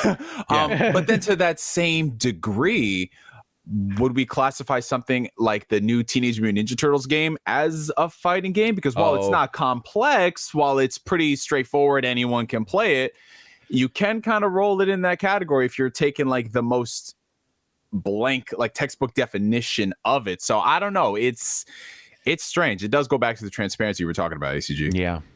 But I think the community, I think, had by and large seemed to have agreed that it wasn't a fighting game. Fighting games are your traditional fighting game, but people said that because of a lack of fighting games, they just ended up voting Sifu there anyway. And I just don't think it's a brawler, action brawler, third person action brawler. But I don't know. I think, but to me personally, I think I would nominate this. I mean, every taste is subjective, and that's the next. Thing I was going to reach out to you guys. What would be your personal nominations for Game of the Year? Xenoblade Sweep, let's go. Oh my god. Did he say Xenoblade, man? Xenoblade Sweep, yes, wow, sir. Interesting. Okay. No, I mean, for me, it's like, I don't know. Like, there's still a couple of games I'm working through as far as Game of the Year and what's worth it. But honestly, this year in particular, like outside of Xenoblade, I'm trying to think of other games I've completed that have just been above the rest, and there really hasn't been anything. I mean, there have been good games, and depending on how God of War Ragnarok finishes up, we'll see how that goes. But yeah, even with something like Xenoblade Chronicles 3, which I loved a lot of stuff about that game, but there is still, because of just the nature of Monolith Soft and how they do things, there's still some things that I'm kind of like, you could have just fixed that and it definitely would have been so much better, you know? Yeah. Really quickly though, like just before, obviously we'll get yours on it as well, ACG, but we were just talking about the Jeff Keighley's Game of the Year awards and what does it even mean? What is Game of the Year? What are you asking? But just then, Gaz said, what's your Game of the Year? And you, boom, had an answer with no clarification of what it actually means. So what to you, what makes Xenoblade Game of the Year? What is it doing? Yeah, so for me personally, out of the close to 100 hours that I put into Xenoblade Chronicles 3, what really captured me, being a big fan of the previous two games, is how Monolith as a developer really blended every single thing about those two games into the third game. From a narrative perspective, without getting too much into spoilers, the story and how they kept it in line with the series, but at the same time made it extremely approachable to newcomers. What they've done with the combat system in the game, one of the biggest gripes about the previous Xenoblade Chronicles game is that the combat system, while it is very deep and complex and it is so rewarding, it took so much time. So much time. I'm talking so much time to do what? To yeah, so it took 10 plus hours for it to fully flesh itself out, which is cool and everything. But, you know, asking and demanding that from somebody who, you know, might be on the fence about it. They're like, oh, I've heard a lot about this Xenoblade game. There's this new thing on the Switch. I want to try it out. If you're telling somebody like you got to put 10, 15 plus hours for it to open up and there's tutorial after tutorial, which is still in the third game to an extent, but they did definitely streamline some things. It's a lot to ask. Just in general, in terms of the pacing by comparison to the previous games, so much better by comparison. And it hit all the right notes and the right beats for me, from combat, from the narrative. And that's why for me, it's Game of the Year. There's still some issues that I have in terms of how they did the design. But as a whole, like, to me and what I looked for in the game, it more than delivered on it. That's your explanation of what's Xenoblade compared to the old games. As a Game of the Year, though, like the parameters for what you would consider Game of the Year, I would have like a more broad brush kind of approach. Like the parameters are, for me, Elden Ring, despite the fact that I haven't even completed it, would be my no-brainer up there because of what it represented. Because Asa, you did a poll of what factor is important for Game of the Year. For me, it's the impact on generally in the gaming landscape. That, for me personally, would be the principal category, or how I would assess. Elden Ring was like this watershed moment where a niche Soulsborne game just pulled the masses. I've never seen anything. I haven't been for Twitter that long, but I've never seen the kind of fervor and sustained interest in a game and genuine wonderment and like just furore of this game. People who never even played Soulsborne games, and the impact was profound. Like you could feel that. That to me is something that would represent Game of the Year, like generally in the landscape. But for me, Elden Ring impact within your echo chamber. But wouldn't that be? It's not my echo chamber. It's just the world. But when you break it down, though, pretty big. Yeah, it did great. But fundamentally, if we were gauging it based off the impact it had, there's scores of game. either scores of games that wouldn't even get nominated for Game of the Year because they didn't have that impact, you know? That's a great point, but the question is why? What is it doing? Because Elden Ring didn't just make that splash because it was Elden Ring. Elden Ring kind of schooled in game design the same way I would give Breath of the Wild, and its open world was just organic world. Elden Ring presented this massive, like, a canvas in a brutal world, and the world told its story. Where Gene Parks got involved in this whole narrative debate, and Gene Parks was right on the money, in my opinion. Like, people are like, they can't understand story without having the narrative tropes without it. But Elden Ring changed that. Gameplay wise, it was brutal but interesting. The world pulled you in, the story, intrigue, everything, to the point where it was so intriguing that it managed to pull in the masses beyond what any of us really expected. So, but you're right, though. That would perhaps then remove my Sifu, for instance, I said would be nominated. But then Sifu may perhaps not be. I would still say justify that Sifu could still be nominated because Sifu at the time also represented something quite special. A brutally hard game where the developers did not relent on the pressure of what this was. They didn't compromise. Well, ultimately they did. They had an easy mode, didn't they? But real quickly though, so I'm not like I'm not saying this to challenge the Elden Ring's deserving or anything along those lines. But when I say your echo chamber, broad echo chamber, but in terms of impacts, you'd have to consider numbers and broader impact. And surely something like Marvel Snap has a wider reach than Elden Ring. So its impact within a particular demographic, and why is that demographic more important to a Game of the Year award than the more broad kind of global audience? I mean, Marvel Snap is not precluded from being there as well as a nominee. I haven't played Marvel Snap. I don't know what impact it's had, but if it had an impact, what was the reason it had that impact? But yeah, I don't know. But you have to assess. It's not just pure impact. There has to be reasons behind that. Then you have to assess that. So if we were running a game award show and I had Marvel Snap, I had Elden Ring, and I had Stray, for instance, and people would say, why those games? One, it had a massive impact. Why did it have a massive impact? Because it did all these things. If Marvel Snap just managed to right time, right place, people like Marvel characters, I would nominate that. Like, just because you like Iron Man and people in the mobile space really popular, fine. But I'm also saying I'm not trying to be mean and put you on the spot. Like, these aren't even particularly your questions to answer, but they are Jeff Keighley's questions to answer. These are the criteria that if we had that transparency, these kind of things should be spelled out. Like, what is this award and what does it mean? So let me piss a bunch of people off. We're ready. Let's hit first. The reason why I stopped doing Game of the Year is because I personally believe Game of the Year is a little bit like Person of the Year for Time, where you have a terrorist who will win, and you're like, right? So what I would love to see them do is do genre title of the year and impact. And I think impact, you could figure out the zeitgeist discussion around impact. Game of the year, I would have two answers. Pure gameplay, Mario, for sure. Mario Spark. That game, pure gameplay, that it somehow surpassed the original, like Mario versus Rabbids to me. That's pure gameplay. Elden Ring, obviously, you have like developers looking at it going, this is finally how to get these people who have never played to come into. By the way, my Discord is filled with those people who are like, I would never have done.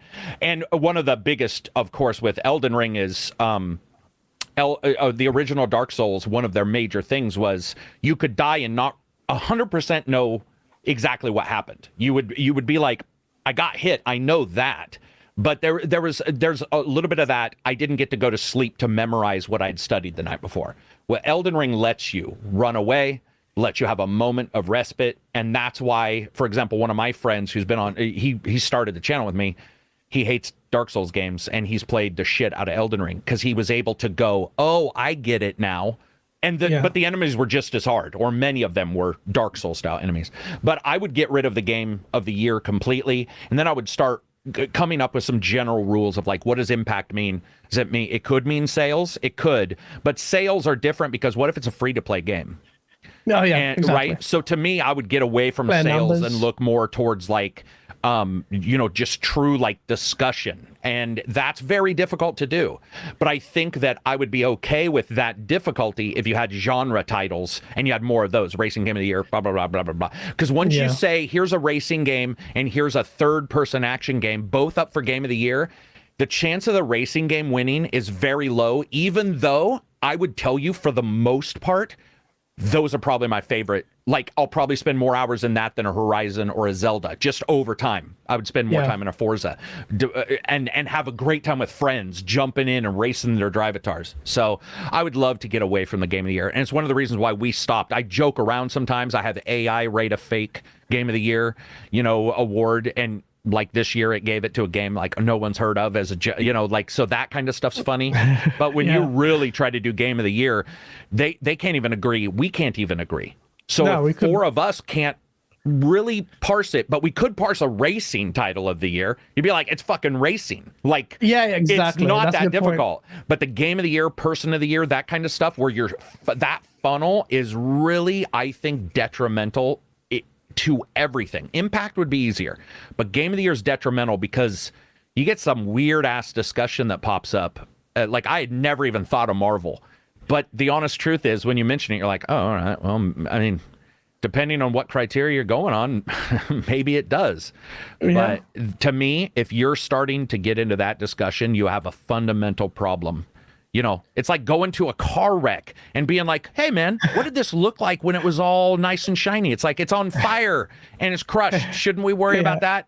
And so I think it gets so deep into the wood, into like that shit that none of us can describe it. So do like Impact, do some genre stuff. Then you could easily say third person, like, is Sifu a fighter game?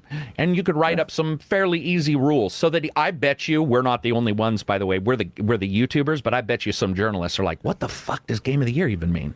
They're not going to say it. They're not going to say it because no one wants to, shit in their own bathtub. But the fact is I bet you they think it. Yeah, fundamentally, I think it comes down to what we were talking about before, where it's like gaming wants to be in the same field as the other movies and prestigious awards. So even though I'm sure there are scores of people behind the scenes talking about how can we change things, how can we do better, there's always going to be someone that comes back to, but we need this because this is what people are looking for. And you know what, though, Neo? Think about this, too. We're bigger already than movies. Yeah. So there's this weird thing where the son has outgrown the father, but the father still thinks they're better. And the son is like, well, let me tell you why I'm better. And the father's like, doesn't matter. And you're like, no, but it does. But you can't describe it. And then you emulate the father's missteps anyway. Yeah, and then you end up, or you're ultimately aiming towards the same weird shit. So if we're because you want to please your father, that's why. Like, why are we aiming towards the Oscars? Interactivity in a game trumps. I love books. One of my favorite. I read voraciously, but a game and the ability to adjust things and interact is beyond anybody's even real comprehension. Like, because you'll have people say, well, this is just a choose your own adventure. There can't be that many differences. And it's like, dude, there's a billion. Like, it's so far beyond everything else. So it would be nice for us to clarify some of this and not aim for the Oscars. Like, that's true. We're just pleasing our dads. I love all of the things that you're saying, and they're very similar to things that I say as well. But devil's advocate then. So I'm with you that awards that have definition mean a lot more than a prestige Game of the Year award. But on the flip side, there is a lot of prestige behind that award. It is the one that gets talked about the most. And when we asked Neo what his favourite game was, he said, boom, this is my favourite game. So there probably is some value to getting a broad panel of people and asking that vague, what's your favourite game this year? There's got to be some merit to that as well, right? Though? Yeah. You just changed the language. You said favourite game. Yes. That's not Game of the Year. It's a very important distinction, yeah. Yeah, it's a very important, because I was with you, and then you said favorite game, and that's what usually does happen, is that people will switch a word, and that can mean a lot. And because I agree with exactly where you were going if we were in that, but favorite game means something because like I have favorite games of the year that are pretty shit. And so, but I agree with you. But I just wanted to point that out, that once it's very easy to think you're saying the same thing and then find out you're dramatically not. So if Jeff Keighley were to come out tomorrow and say, this is how we're determining Game of the Year award, actually we've asked this many people in this across the industry in this way what their favorite is, and that is what the award means. Have they then solved a bunch of that, not the dates obviously, but a bunch of the problems with the Game Awards? But they don't do that. They don't, but I do have a question. So you were talking about if they clarified and we did sort of get some discussion around it. Do you guys still agree that Game of the Year is still almost impossible to? Absolutely. It's I mean, it's all this is my job, and I'm like, I don't even know how I would go about everything. Comes down to the preference, because when you were talking about switching between favorite and what's Game of the Year, when you get down to brass tacks, like the favorite game, the one you loved and you resonated the most, I mean, for real, that's gonna be your Game of the Year. And it could be a remake. It could be anything you want it to be. Sure, if it doesn't fit whatever the confines of what we deem this or that or whatever, it doesn't matter. Like if my favorite game this year is Vampire Survivor, that's going to be my Game of the Year. I don't care what anybody else says. Right. Yeah. So if people they take umbrage with that, all right, cool, fuck you. Like this is my game. It's whatever. Like, so I don't know. Is decentralizing the approach the solution? I'm not sure. I think ACG's approach is really good. ACG, your approach is really good. Have set parameters that everyone can see, because that's already a step forward. At least for the majority of them. Yeah. It would be nice. Yeah. Because I have a question for you guys. Something. Gaz, if I said Music of the Year, that would be hard too. Because you're like, well, what does that mean? Yep. Like, does it mean impact in the moment? Does it mean it stingers a boss perfectly? Does it mean it's because some music is just ambient? Does it mean, are the chords correct? So it's difficult. It is difficult. I never even thought. Yeah, man, dude. I mean, I'm still not taking any blame off of them because I think it's stupid. But at the same time, it is obviously. It is a commercial affair, though, let's be honest. Oh, that's what I was going to say. By the way, Game of the Year awards do not dramatically impact the sale of a game. That's been proven. Huh? Okay. Yeah, so if a game wins Game of the Year, and one of the reasons maybe because people are picking indie games as their Game of the Year sometimes, and that's just not going to resonate because it's just like the popular.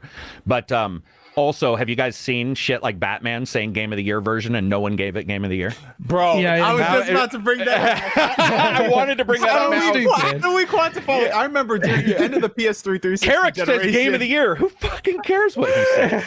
Every game that got a complete edition, that should have been called complete edition, like Game of the Year. Game of the Year. What publication? What did this? And I'm like, some dude on Steam reviews says Game of the Year. I was like, all right, whatever. There we go. So stupid. And then they had some sense to do like complete and legendary editions, but then it's like, all right. Yeah. Well, everyone's deciding what Game of the Year is. I'm gonna fucking just make a little side scroller, call it Game of the Year edition. It's stupid. But it's subjective. That's the problem. Yeah. All of this is subjective. Yep.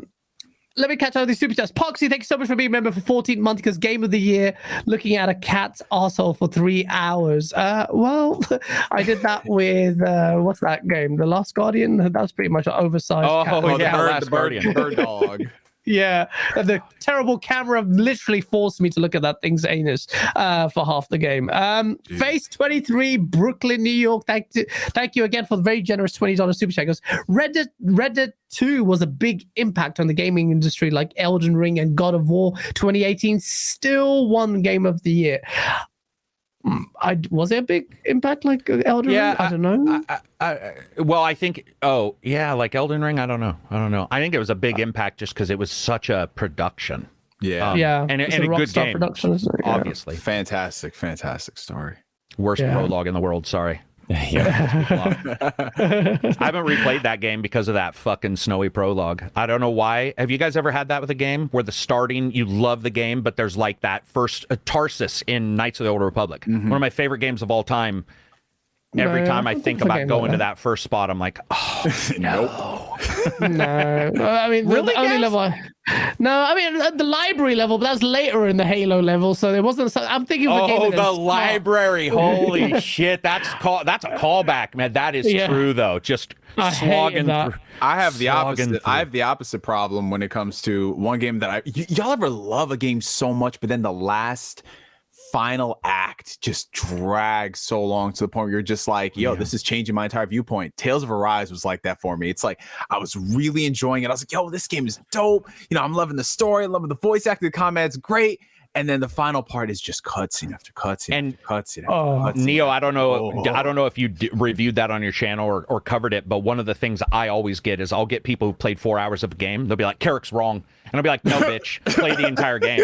Yep. Yeah. Because I had to play the entire game. Come back to me, and it happened with Valhalla, man. I was like, guys, it's just, it falls apart later on. You know, I liked a lot of it. And I had people, like, legit mad, leaving the Patreon. They were like, this fucking game's awesome. They're 4 hours in. And no lie, we even had it where people came back, and they're like, I just want to say, I now understand, like, the difference between Up to the higher bouncing tier. something off for 2 hours versus having to, you know, play that 40 hours where you're like, oh, this falls apart. I don't remember of any other game that's fallen apart for me other than I felt that Plague Tale, the new one, the ending was a little long. I mean, it's not like Hobbit, the movie, where you, or you know, the last Lord of the Rings, where you're like, dude, Frodo, just fucking leave. Like, come on. Halo Infinite did that to me because I couldn't fucking believe it. If I was sat there, I was like, well, this ending is atrocious. It's atrocious. You didn't like the retcons every chapter? You don't oh like my fucking some hard takes here on Halo. Bro. Oh, don't I'm known for my I'm not gonna offend anyone with my particular choice, but the game that fell apart at the end for me was Octopath Traveler. I was enjoying that. Oh, I can see that. Bro, the grind is what stopped me. I got like 70%. I was like, no, I'm done. How dare you? How dare you do this to the game? Like, pinky up. You were drinking wine earlier, too. You should have recorded yourself. Just be like, how dare you, Pip? What are you doing? Yeah, it is true. That there was some grind on that. Yeah, for sure. Yeah, I mean, Call of Duty Modern Warfare 2, the campaign. If the developers' intentions are okay, our mission statement is to end the game in a way that everyone fucking hates this game. That is it. It is so bad. I couldn't believe it. I was like this. I was literally like, no one was in the room. I was here in my studio. While you're by yourself. What the fuck is this? What is this? Mass Effect 3 was that way for me. I played Mass Effect 1 about 50 times minimum. One of my favorite games of all time. The ending of Mass Effect 1, when I thought Shepard was dead and he comes out, and I'm like, this is the great America. Like, I was like, fuck yeah. I played 2 and I was like, this is pretty cool. I played 3 by myself, no one around. And I remember it being done and just being like, out loud, what the fuck? Like, I was just like, they said not 3 color choices, and there were 3 color choices. So there are some titles out there. I'm glad you guys asked that question, because I hadn't thought of it in a while. No, yeah, they're actually, come to think of it, there are quite a lot of games that did that. I was like, what the fuck? Do you feel, though, Gaz, when you get 36 hours in, and you've liked it, so here's the hard take. Does the 4 hours go back and reverse the enjoyment? 100%. Because yes, 100%. And I try to explain that to people, and people do not. And I'm like, you don't understand. It makes me feel like it was a lie. It makes me feel like the time. And then I question. It's almost like when you find out a chick's cheating on you, and you're like, did you ever let me? When you said you loved me that night, when you got that present, was that present real? And you know what I mean? And you're just like, oh my God, you're in a panic. Well, exactly. How dare you? Look at, how dare you? Well, the evidence is clear. Game of Thrones, that's exactly what it did. It shit on the legacy of everything. Last 2 episodes killed everything. Even the actors, by the way, had mentioned that. That it like retroactively made fucked them everything up. Yeah, it sort of it changed that opinion of it. Interesting. Yeah, the whole Game of Thrones legacy has just been shat on because of 2 episodes of the way it ended, and that's just really game. Yeah, it's just. But we like games, though. Not like ACG mentioned earlier. We hate. We do like games. I love them, man. I love them. We do, but with the pacing, sometimes I'm just bewildered. You put all this effort in, and do you not think just sat down, just put in a quiet space, get out of the echo chamber, and think, well, people enjoy this. Right. They're probably. They are stuck in that. You know, have you ever played a game where you're like, I don't know what the fuck I'm doing, and you realize the developer was asking people what do they think about blah blah blah, and they weren't looking back and pulling the gamer forward. They were pulling all their friends. It's an inside joke at a bar where everybody knows the inside joke. So I say half the sentence, and everybody's like, ho, ho, ho, ho, ho. And the new guy's like, that's not funny. It doesn't even make sense to anybody. And we see games continually make that they don't pull the gamer forward, and sometimes you're at a loss of what's going on.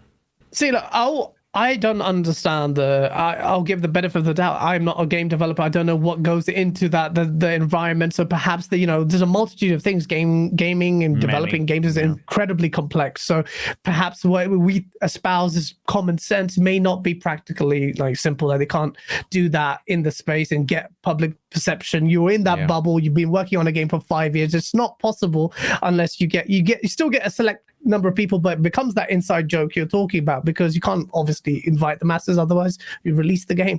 So, otherwise you're Dark Tide. I don't know if anybody's seen what's going on with Dark Tide. If you invite everybody in and you don't explain what's going on, you haven't seen what's happening. So Dark Tide did the thing where it's like you can buy to get in early, but it is a beta, and they didn't do a great job on saying entire features wouldn't be there. And I've had Victor on the channel. I love those guys. I've had Victor on the channel. He's one of the first ones to embrace the channel from a company, and he's been very open about the difficulties of informing people, and they are really in sort of dire straits right now. Because there are a lot of people who are like, what's going on? And they didn't do a clear job. They didn't finish the joke. They just sort of invited everybody in, asked them for money, and then threw their mic down halfway through the concert and walked off. And people are just like, what's happening right now? Bad messaging. That's a bit that's fucked up. They should have had a bit more foresight for that. But well, lesson learned. Expensive lesson learned. Dorian Gray, thank you so much for the $5 super chat. I have zero faith, it means in the Game Awards. Take 2020. Hades was not allowed to be great because of The Last of Us 2. Then magically everyone loved it the next year. Well, that actually makes a good point because, we talk about assessing impact. Sometimes impact is fluid and public sentiment is fluid as one. Something may not be popular one time, may be popular, like Animal Crossing. Animal Crossing was popular because we entered into COVID. It was a coping mechanism for a lot of people. It helped in a time of isolation. So we could maybe perhaps give an example there. Grumble, thank you so much for the $5 super chat. Goes, I owe Gaz an apology for Helena Taylor. Here it is. I'm sorry, you were right.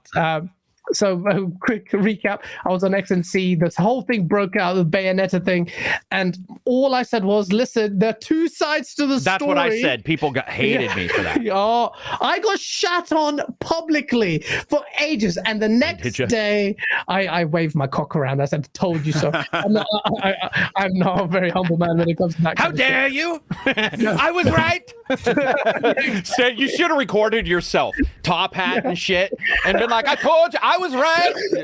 Adopt yourself a nice English accent, which is not what you just did. Not at all. That wasn't it. But Grumble, thank you so much. You don't have to apologize to me. It's just different opinions, and I appreciate that. That's very nice of you to do that. But look, we're always right or wrong all the time, so I don't have to apologize. But thank you. Faisal, thank you so much for the £4.49 super chat. Can we all agree that Neo looks like Joan Jones?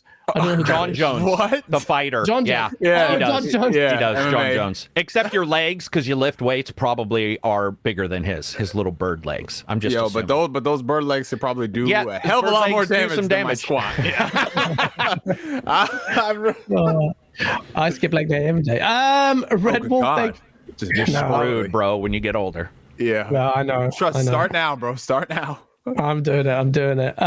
Red Wolf, thank you for the $10 super chat. It goes, hey, great panel tonight, Crack. Day one fan and follower of your content. You rock. Gaz, I hope you're on the mend and feeling good. Hope everyone has a great evening. Never stop, never stopping. Thank you so much, Red Wolf. That's very sweet of you. Thank you for the generous super chat. Thank you so much, man. He's great support of the channel. I have a question for you guys. You had the cough and stuff. Is that what people are talking about? Was you were ill from coming back, or was there something else I'm not aware of? I think that's it. I was wondering the same question. Like, why is everyone thinking? Because I'm coughing, everyone assumed I actually have chlamydia from just bonking prostitutes in Thailand. No, I'm throat chlamydia is just wrong. By the way, I don't know, but I have just, syphilis. You're wearing a high neck collar to cover the rash and shit. I was just making sure you were doing okay. No, thank you. No, I appreciate it. No, I'm fine. I was ill a few weeks ago, but I don't think it's that. I think people assume because I was away for 3 weeks, maybe because I was ill. Yeah, but true. It was I was in Thailand, just gallivanting.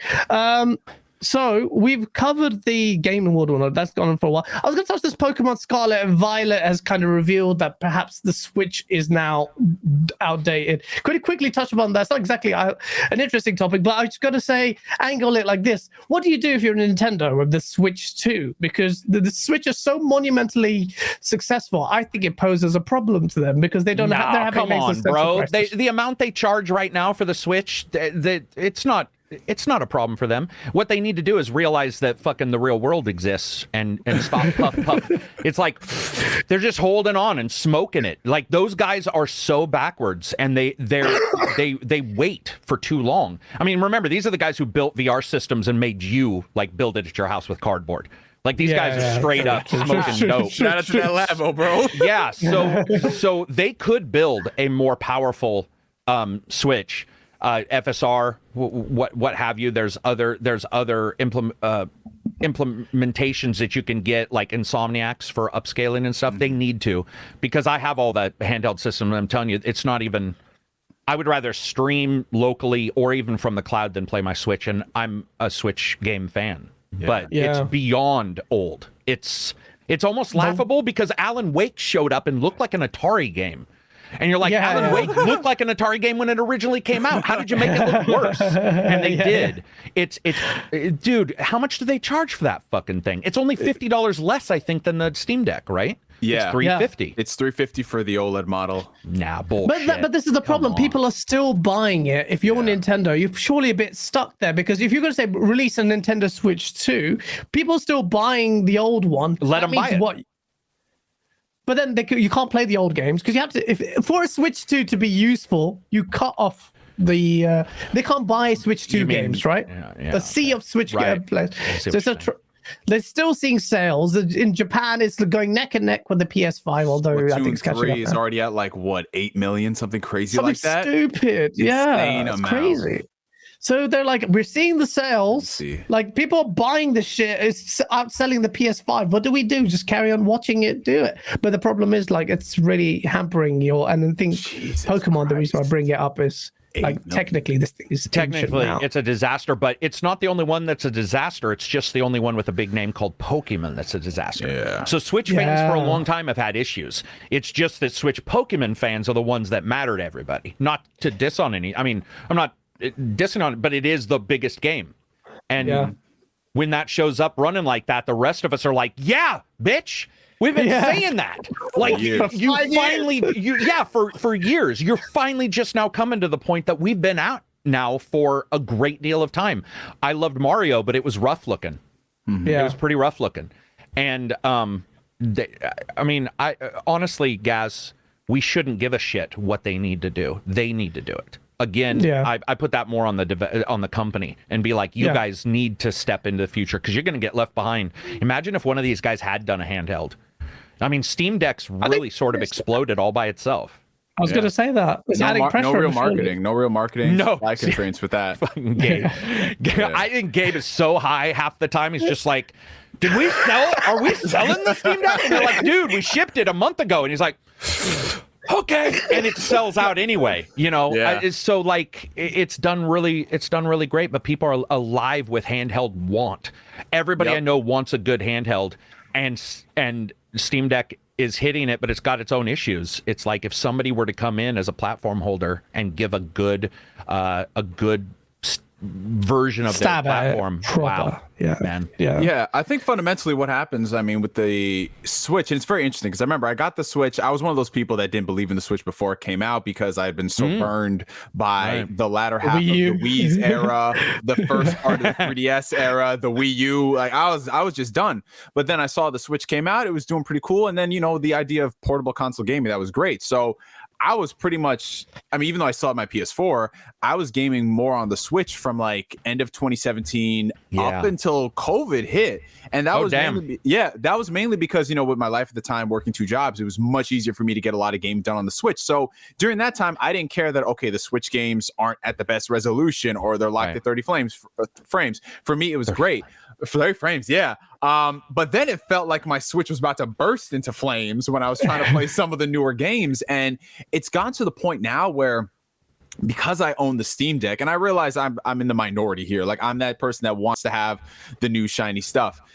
I had to make a decision. Like, okay, I want to play all my Persona games portably. Am I going to buy it on the Switch and have the collection on myself for posterity, or am I just going to play it on the Steam Deck? I'm going to get it on the Steam Deck because it's going to be the same price. It's going to run better on the Steam Deck. It's going to be cheaper. It's going to be cheaper on the Steam Deck by an exponential margin. And that's just where my mind has shifted, where the Switch has now become what it is for a lot of people, just the mainline Nintendo games, which I think that's part of the, like, I always say this about the Switch. Nintendo was the only company that could get away with paying people, having people pay for online that doesn't do anything. I'm paying it. Yeah, I hate it. I haven't used it for ages. I see it in my direct debit. There's only 3. Yeah, exactly. So Nintendo just gets away with all these things. Why? Because their first party output is so strong, and we're all guilty with it. We put aside our morals for just that brief moment because, oh man, Zelda is so good, or this, like, or Xenoblade, so good, and that's fine. But I think it's gotten to a point now with a lot of people, especially now that they have the new systems.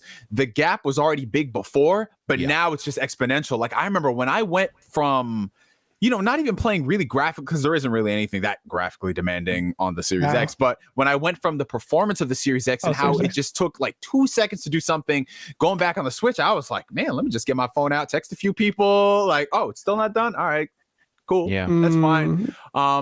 So like, it got to the point where if I'm playing a game on the Switch, that's the only game I'm playing for the foreseeable future until I complete it, because jumping back and forth is just too jarring for my brain. Right. I've always used my Switch like that. I'll play that one game. I can't. There's no way. It's not feasible. You're right. It's a horrible experience to jumping into. I'm precluded from even doing that. Just like you. And even if you have like an OLED TV, man, it makes things worse, bro. Like, I don't even try. You must be joking if I would can I point out the oddity of that too?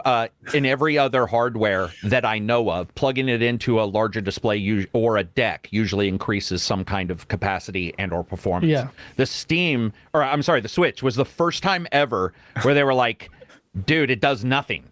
And then you were like, well, what about the Switch or the Switch, obviously, if you get the deck, it'll, crank up its CPU or whatever. Nope.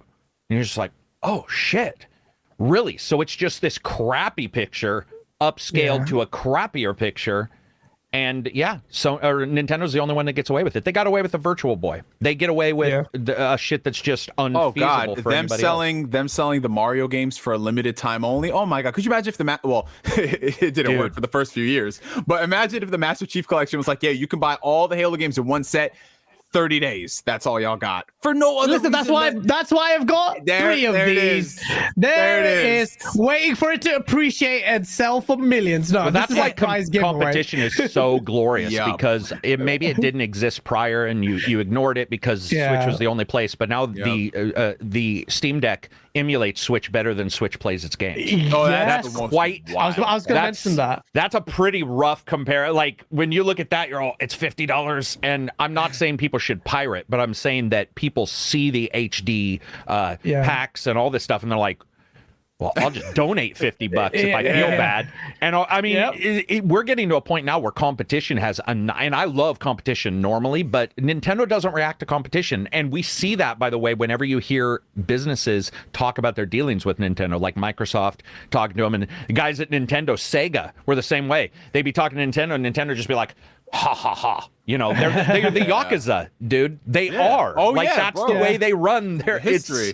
It's like strong army the retailers and everything. Strong army. For the Sega Genesis. I went into Toys R Us and suddenly no Genesis games, and you're like, what in the fuck? Yeah, they get away with some crazy stuff, man. It's quite funny. Nintendo are the real quintessential bad guys. They are, and I like their games, but they are. And I'm not going front. Like, listen, as much as I like to take the piss out of Nintendo for doing that stuff, I know if they come out with a Wind Waker HD Twilight Princess 2-pack, I'm there. I'll be tap dancing. I'm like, I'm a hypocrite. Sue me. I know. I was the same way with the new Mario, the Rabbids game. Like, it was just like, this is. I mean, I always was like, man, I wish it was a little better looking, But you're still like, this is awesome. Yeah. But one thing I want to question, like real quick, I just want to get y'all's take on this because I don't think it's fundamentally, because we're talking about Pokemon Scarlet and Violet, I don't think it's fundamentally the Switch. Well, obviously the Switch's hardware is hampering things, but I feel like this is just a Game Freak problem in general, because when you look at what the Switch is capable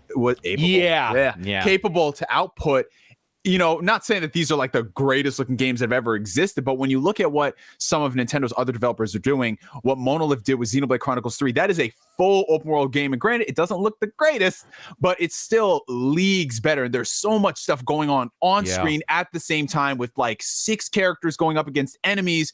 And then you look at Pokemon and it's like Jigglypuff is getting yeeted into the next dimension. I'm like, how does this happen? How does this happen? Yeah. It's just... Well, Master Chief happened too. Yeah. Imagine if anybody else treated their first party with the sheer disdain Microsoft did. Salt in my wounds. And salt in mine too. Wounds. I mean, I guess you would say Pokemon is pretty much now their Master Chief collection. If you look at it, where the people who love first party look at it and go, "How did we get?" Even though that's not first party, it is really for them. And you look at it and you're like, "How did we get here? How did we ever get here? How does somebody care so little that that's what we got?" Well, when it sells 20+ million more each entry, I mean, you know. Yeah, that's the problem. Here's the thing. If you did it better, it would sell 25 million more. But you know, it's much easier to do less and reap the reward than do a little more and then get a little. Is bit it more. though? You know? For Nintendo, yeah. But how much? So if you input $400,000 more day one and you sell 5 million more, I'm sorry, but it seems like the 5 million outweighs the 400,000 you just put in.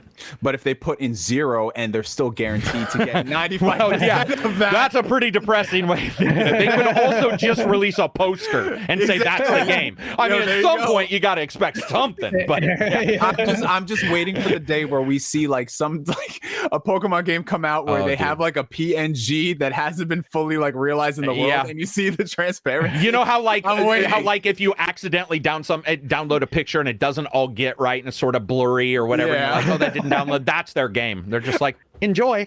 I'm waiting. Well, they sold us cardboard. That's not out of the realms of possibility. It's Nintendo for you. Dude, I got so much shit. I got so much shit for saying like, yeah, Nintendo Labo's dumb, but listen, it'll be fun for some people. Not trash. Man, I got crucified, and then I'm like, where are y'all Labo games now? I can't imagine dying on that hill. Terrible hill to die on. Yeah, that's a bad hill to die on. Moving on from shitting on the Nintendo Switch, I didn't go do a U-turn on it, but I got shat on when I called out the initiative and what they were doing with Perfect Dark.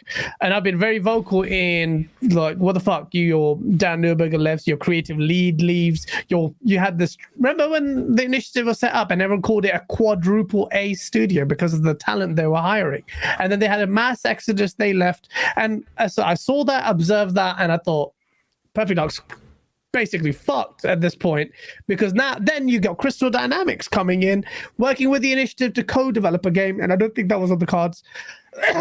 Sorry. But it looks like development is, well, if you believe Matt Booty and if you believe what they're saying now, recently we've just had Crystal Dynamics come out and say that the development is going very, very well, that extremely well, and they're hoping that this will set an example for this kind of co-development of a game.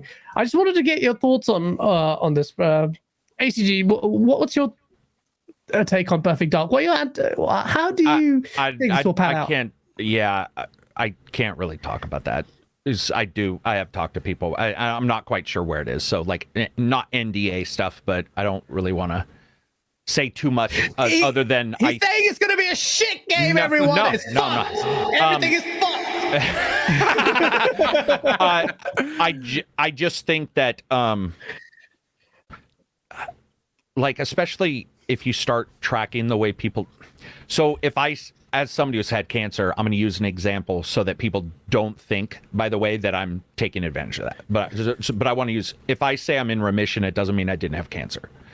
Yeah. And when you say development's going fine, Does it mean it was going fine as of that day you just said that? Yeah. And I have now over time talked to devs where I see the PR say one thing, and I'm talking to the devs who are like, well, yeah, as of Sunday, sure. And you're like, And David Martinez did a really good job explaining how PR works and how they have to work. And I'm, by the way, in no way, shape, or form saying any of these people who said that are lying. Yeah. I'm just saying that, and I really want to make sure that's clear, because I don't know what they know versus what their new expectations are. I also want to point out that, so we saw this with Infinite, where the expectations shifted, and so therefore it allows somebody to say, oh, everything's going fine, but you're like, but it's not, because you don't even have co-op locally, which is something you promised would be in every game.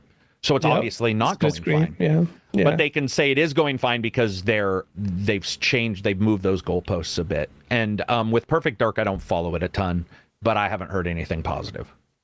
Okay. I'll just, It's because I like you. I won't probe you, Mo. But that makes me a bad journalist because I shouldn't care. I should still probe you. Does that mean, ACG, that the game No, it doesn't. Scope has changed? I'm just kidding. It really doesn't. If I had a for sure, I'd probably just say it and burn the bridge because I don't worry too much about that. So in this one, I'm nebulous because I am. I just haven't heard a lot of positive. Fair enough. Same with Based State of Decay 3. ACG has said, Neo. No, well, that changes things a little bit. Well, it doesn't, because it is suitably vague. And it's also just my example of over time what I've heard versus, like what you see over a year. It's just experience now, I guess. Fair enough. Being burned multiple times. Yeah, I'm there with you as well. I never suggested that. It was always retrospectively, everything was fine. This incubator idea was a great idea. Everything, it screamed to me off internal turmoil. You don't plan to have half your team Correct. leave. Yeah, right. And no developer wakes up and says, boy, I can't wait to make a shit game today. It's never happened. And it's never happened. So. Yeah, exactly. Well, based on that, Neo Games, what do you think? What did you say? Apart from Game Freak. Yeah. Okay. Oh, man.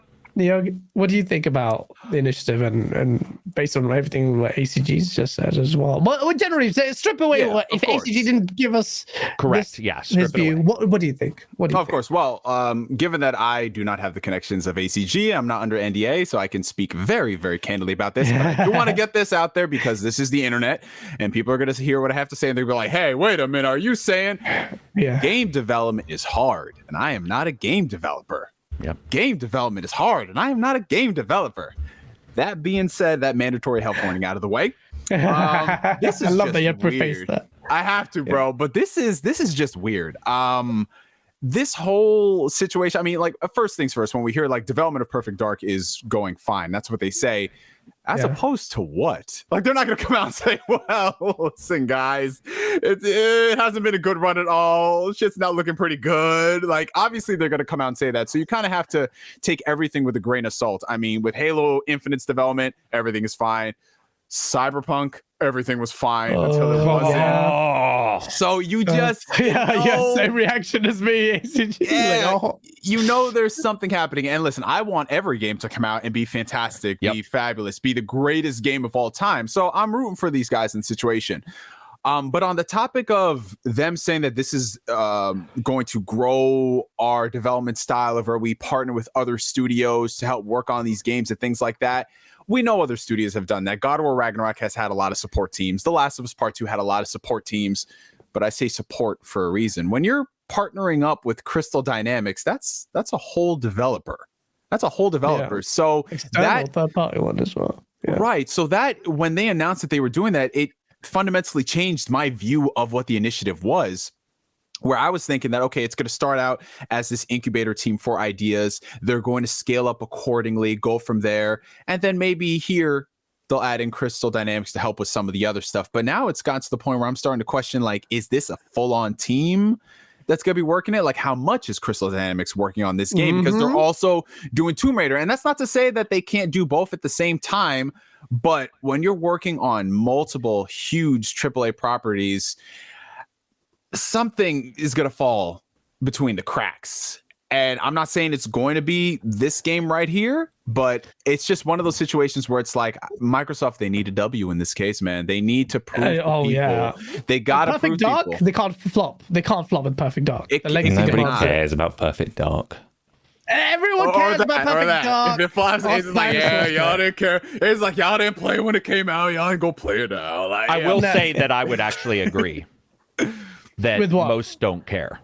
It is not really as big of a game as fans of the original. Yeah, if that makes sense. So it's like, I actually agree that I agree. We talk about it in this weird little thing where it's like, oh, it's big news. Yeah. But I think a lot of people are like, well, what is Perfect Dark? Because our memories of Perfect Dark are either the 360, was it 360 game? Yeah, 360. Or the original, which both look like shit now. Yeah. And so you have this weird oddity where it's like, okay, there's a title coming, but what does it really mean? I mean, what are we even going to see? You know, so yeah. No, chat saying I care. No, look, I care too. We all care. We all care. Generally, it's just masses generally won't really even know what Perfect Dark is. It's that it inhabits that space. But to be maybe well, not contrarian for the sake of it, but just have an opposing view. I do believe in, because of the strength of the wording, you can read through the wording, and let me read out their quote where they're saying,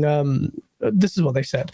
So we're working on the iconic Perfect Dark game. The project is going extremely well. But this is the bit that's quite interesting, because they go on a little bit further and embellish more than they needed to. Say, what's been so promising internally is seeing how our teams took on the opportunity, a new way of working. If we think about the future of how we work, collaboration across studios, across time zones, across geographies, across different companies, will all become more common. So it's great to see the team at the initiative and our team across Crystal Studios working so well together. Now, that might sound like marketing spiel, but you combine that with Matt Booty, who did say that I've seen people complain about that something must be going wrong, and that's not the case. I put those two and two together and said, I think there's some truth in that statement. They didn't plan this. There was a bit of internal turmoil and those exits. I think the game was fucked, for the lack of a better word, at the start. But they've normalized their Crystal Dynamics, may have that synergy with the initiative. They may have had, in my opinion, competing personalities, because you hire all these quadruple A staff from these top studios, and then they, if you read VGC's reports, there was just competing thoughts and ideas. And when you get these top talent guys, they always have opinions. We're opinionated as fuck. So maybe they just couldn't get that synergy. But so I think generally Perfect Dark may be okay. I'm hoping anyway. Can we also point out the oddity though of I mean, I have nothing. I'm really happy that Crystal Dynamics is working on or whatever. I'm happy that we saw Embracer Group let their devs get Deus Ex and stuff. Yeah. But about 90% of them never worked on the original Perfect Dark. And so what you do have is an odd thing where people are like, man, Pittsburgh Steelers, they rock. And you're like, dude, what? Like, those guys left. There's a whole new team. What are we talking about? Well, they're the same name. Yeah. And so I totally believe that Booty, I don't follow him much, but I firmly believe that they believe what they're saying, but it's also their desire to make sure that the devs know they have their back, which is also something that as gamers, we're talking on a different level. Matt Booty went out there and said something positive so that those people who are under stress can be like, perhaps, and our managers, lifted us up. Because I will say this, we want them to say the truth. We do. Because we're fucking lazy YouTubers making videos. That's why. But you just Neo said it. I want every game to be good. We do inherently want that too, but it's not as tasty. And so the fact that he came out and was like, yeah, it's doing well and stuff like that. Sometimes your team needs that, whether they're going bad or good.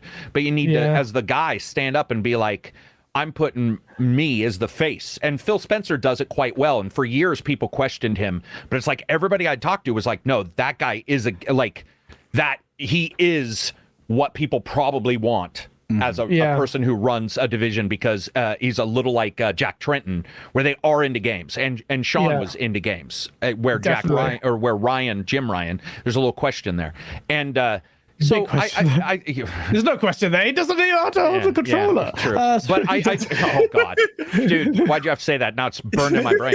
But it's cool in that way too, because we want it so we can talk about it. But it's very awesome that somebody just comes up and says, we hope these things. But you are right on one thing. Sometimes if you're saying positive stuff, shut the fuck up at things are working well. Because the more you talk, then the more people can talk around it and go, well, too much was said. And you're like, really? Does that mean anything? It may. Yeah. Weird case of conditioning in that case, you know? Yeah. And we're conditioned to be negative at times or to look, and sometimes there's nothing to look at, too. Sometimes there is nothing. And sometimes a statement is just a statement. Yeah, sometimes it is. And I think we have seen what's been awesome lately is we have seen some heads where they do say something, you find out later, that is exactly what was like. There wasn't a negative. They were just being honest, and they'll be judged as years go by. Absolutely. But the jurisprudence in this space has also shown the opposite, where a lot of people have talked a lot and they haven't come short. And there are a myriad of games you could just list where it just fell short. And like, is this the same game you're talking about? So say his name, Gaz. It's Peter Molyneux. Say his name. Peter Molyneux is the main guy. Who is worse than Peter Molyneux? Maybe what's his name? Randy Pitchford. Wait, who? Who's the other one? Randy Pitchford and Aliens Isolation. Let's move on from that. That's going to be negative, trust me. But Peter, I will say one thing: without Peter, we wouldn't have got some amazing games. So Peter's wishes and his dreams, his little childlike, just sitting furiously masturbating over the games he wants to make. They don't get made. But the parts of his ideas, the one half of his ideas is 5 times what a lot of people are, including somebody you just said. And so you got Peter, who's just like, I want this game, and you get it, and you're like, well, it doesn't have trees that grow. I mean, he explained that later. He's like, the CPU couldn't handle it.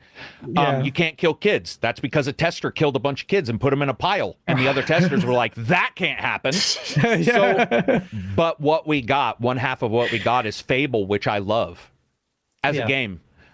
So what hurts us guys is that you track games for long enough and you start to get you start to remember what was promised, and then when you do get it, you're not judging the game anymore. And it's one of the reasons like when I review games, I stop looking at the game about 2 months prior because I don't want to know all these things.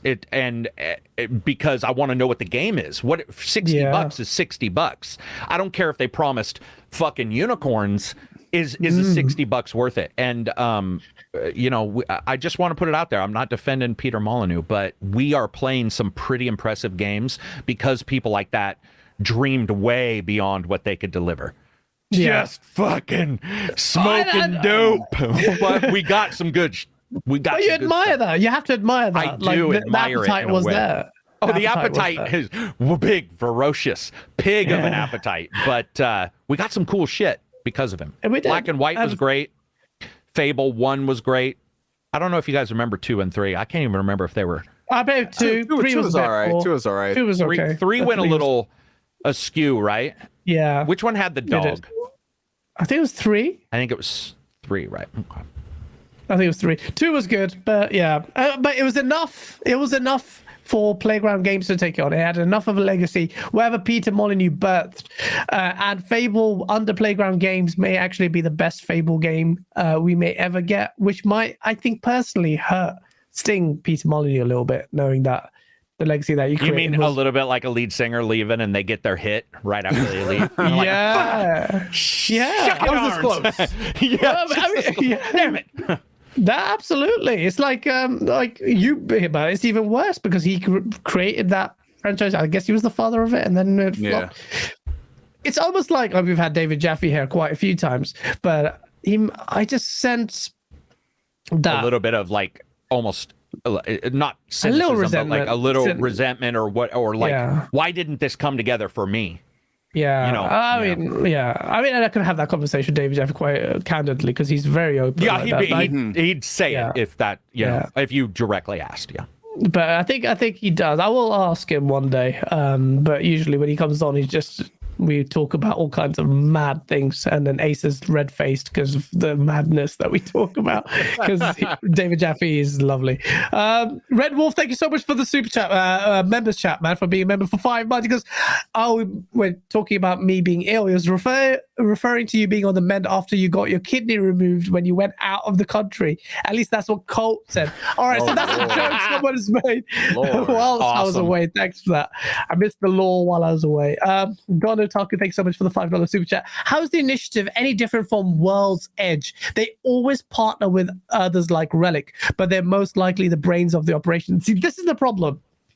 You're assuming that the case. All of a sudden, when this Crystal Dynamics collaboration was announced, everyone's like, oh, but this was always their plan. Well, if it was always their plan, they would have fucking said it when they first created the studio. And also, they're mostly the brains of the operation. So when this got announced, everyone's like, oh, they're just farming the development out to Crystal Dynamics because all the creative stuff has already been done. And the creative lead has left, having built everything creative. How do you know that? None of us know that.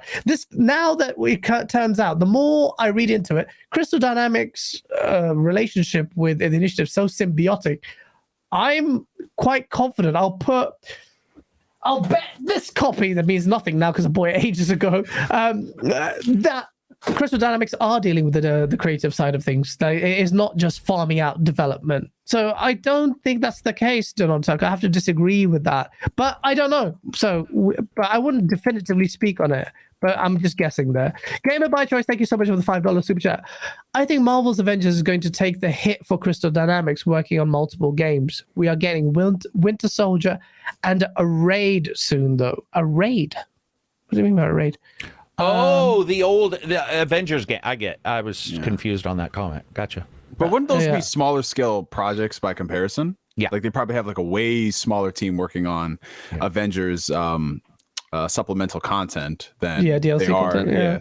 Especially when you have an absolute shit game day one. Oh, Jesus Christ. Asa would disagree. It's not a shit game. I don't think it's a shit game. I think I would partially say it's okay. Yeah. More than Avengers, I think I think Crystal Dynamics are an awesome studio, and so I've got a lot of faith that they'll do well with, so you're excited with Perfect for them. Dark. I'm excited for Perfect Dark because I like what that studio does. I really like the Tomb Raider reboot. Avengers had its problems from above, but the Tomb Raider reboot was very good. Even as a Tomb Raider fan, like I have no issues with anything they did. Yeah. I think with Perfect Dark, don't expect the game to hold close to wherever its old first-person shooter roots are. The entire world's changed. It's going to be completely different. It's not going to be the same completely game. different. Yeah. They talked about focus on this like parkour element and body cam kind of thing, so it almost mirrors Edge type. So you said that you didn't think that the plan was to use another studio, like the initiative was supposed to make the game themselves, and a couple of people in chat pointed this out, that seems unlikely with the size of that studio. I think not strictly correct what I'm saying. Fair. I think what potentially is different about Crystal Dynamics to those other studios is opportunity, because Crystal Dynamics were owned by Square Enix and now Embracer. So whereas Asobo and Relic and these other studios that Microsoft have been working with, Crystal Dynamics is such a gem of a studio that it's really surprising. And it's because of the fallout from Avengers that they were available, despite being owned by Square Enix, to take on a deal like this. And then the fact that they're saying these positive things now that they're under Embracer. Embracer have obviously got different plans for how they're going to use these studios. So who knows where they'll be working, what IPs they'll be working on, and what partners they'll be doing it for. But we'll see. No, I do think it's a positive boon. When I say that the initiative wasn't intended to be this incubator studio, that's not correct. The level of involvement, the studio in question, Crystal Dynamics, is good, but I don't think the mass departures were anticipated because just by nature of the mass departures. And I think it was just like the scope may have changed. So I was going to say, I bet you that they internally, there's a huge thing that people do not take into account, which is the developers being happy. We do when it comes to grind. We do when it comes to pay. Fuck all that for just a second. Let's talk about inspiration. Inspiration is huge. If anybody doesn't know what I'm talking about, try to write music or try to write something and you're not inspired, you look at it and you're like, this is trash. Like, this is terrible. Those guys probably were working on Avengers and feeling the same way we felt playing it. whoever just like, damn, that's a missed opportunity. So imagine them going perfect dark, and again, maybe only one dude still there worked on it originally, but they knew it's a part of the DNA of the company, how it even became a thing. They're like, we want to work on it. And unless you've done a team, a lot of people work at home, but if you've ever worked with a team and you have somebody who's like, guys, we're going to be able to do something, and you just see people's faces go like, what the that's awesome. And then people are coming in and they're like, dude, this is going to be, what about this? What about that? Until you've seen it, you don't know what I'm talking about, but when you do, the opposite of it is Avengers. And I do believe that there's a high chance and Halo Infinite, but I'm really excited to see them. And you mentioned Embracer. It's a joke now in the industry. Have you been embraced? Like they bought everybody. Their ideas, by the way, of AAA is completely different monetarily. It's much smaller than a normal AAA, but I do think that he's hilarious when you like watch the way he talks about what he's going to let the devs do and how they do it. We got Darksiders Genesis because of them, some really other cool games. I'm really excited for Embracer. Like, even though they're buying everything, and let's be honest, if they were anybody else, people be bitching. People be like, Embracer's decentralized kind of model seems to make. Come on, man. They're as decentralized as anybody who says they're decentralized, but it's one fucking person and his brother. And in their investment group, why do you give Embracer? Why are you more excited about Embracer? Why do you say that if it was any other publisher? Because it is just one person, and luckily he likes games. If it was Jim Ryan, I don't know anybody else to say, but that's what popped up. If it was anybody where you had a question mark, but he's shown even his ideals, and he's been very clear that he's spending less on games than some other AAA. He's like, that's not our goal is AA. And as anybody who follows the channel knows, I'm a huge AA fan. I think that's where the fucking fire happens. We talked about this in another show. It's just smoking. And in those people be like, let's do it. Why? I don't know. Let's just see what happens. AAA, they mold that shit and they pull it out and they're like, it's not perfect. And you get the lack of bumps and it's a little average. He has shown, man. He has shown that he's not ready to sell them right away, which a lot of people worried about, including myself, because I invest and I see an investment group and you're like, we're screwed. This isn't only job is to make it bigger. What he has come across now as being a guy whose job is not to make it bigger, but to quite literally just be like, it's working, why sell it? It's going to make us money holding on to it, which is a little bit not what you see in a lot of other stock type of investors in companies. I'm really happy with him so far. What's his name? Lars Wingefurt, something like that. Well, fair enough. That's good because we need that. When we had David Jeffrey a couple of weeks ago, he did say that like indies is where the creative side there is flourishing, but indies hampered by obviously. I don't think he's right. I think that what happens is AAA, it flourishes just as well, but it gets neutered. So internally, those guys, I've talked to AAA developers who are fire, man. They have so many ideas, but people a lot of times don't want weird ideas in their AAA, including game players sometimes. But how many AAA games can you name that you could see? Like, these guys are really going for a blue sky or something unique. I would say there's a couple, but if you look at just how they did it, I mean, Asobo, Microsoft Flight Sim is something where I'm just like blown away by tech and how they put it together. I do think Forza has done a spectacular job continuing to do excellent. Most of the time, I expect a company to get on 5 of anything and be like, what the are we doing? True. And instead, they're like, they're, but you are right. What I'm saying is internally, a lot of those AAA devs have the same ideas an indie dev does. I don't believe if you put indie, they're suddenly perfect people. And, no, I'm not saying that. But you aren't, but most people do. Most people be like, indies, they're the only ones who care. And you're like, sorry, I've met some indies who don't give a fuck. Can we think of any? So you said Flight Sim and Forza as examples where the devs have been like passionate and it's shown and they've come up with a really good game. Are there any like good examples of AAA games where they embraced their more risky ideas and really shouldn't have, and players really didn't like it? Oh, that's a good fucking question. So they embraced it, we got something, and people were like, that's not That's for some reason, this is an ancient game, but Beyond Good and Evil kind of. Whoa! We ain't talking bad about that game. It's one of my favorite games of all time. Don't do this to me. I'm saying that. That's what I'm saying. Like where the masses didn't agree, like they did what they wanted to, but perhaps it didn't hit. And that's a startling example of where you can do something creative, but only in. It's one of those games that, in retrospectively, yeah. What happened to the second one? It's dead. No, it is not. I can guarantee you, the second one is not dead. I know someone who works at Ubisoft. I'm not. So do I. I'm not. Well, let's talk afterwards. I'm not saying you're wrong. I'm saying you're right. I know you're not. I'm saying let's discuss and see where if we're here, because I'd be very interested to see, because that is near and dear to my heart. Yeah. I hope. I don't know anything about the scope or anything. I'm gonna shut up now before he fucking calls me like, you bitch. What the fuck did you say? I do it all the time, and I just let it burn. That's a good question, though. I want to answer. Does anybody have an idea of a big AAA that's like gone out and you're like it didn't it didn't. Bro, I'm trying to think of a big AAA game. This is how creatively I think that this is the trick. Before I even go into it didn't hit. I'm trying to think of a big AAA that came up with something unique and creative, like something. Well, I can tell you somebody who did and then ruined it. Shadow of Mordor and the Nemesis system.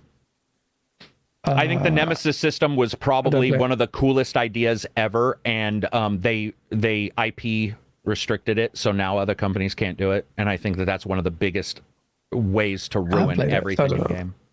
I think the Nemesis system had a good framework. Dead Stranding is a good shout, but it did hit. Ultimately, it was a success as getting a sequel. So shout out to you, Chucks, and that. Back 4 Blood, not Back 4 Blood. Back 4 Blood is just a Left 4 Dead clone. And a good one.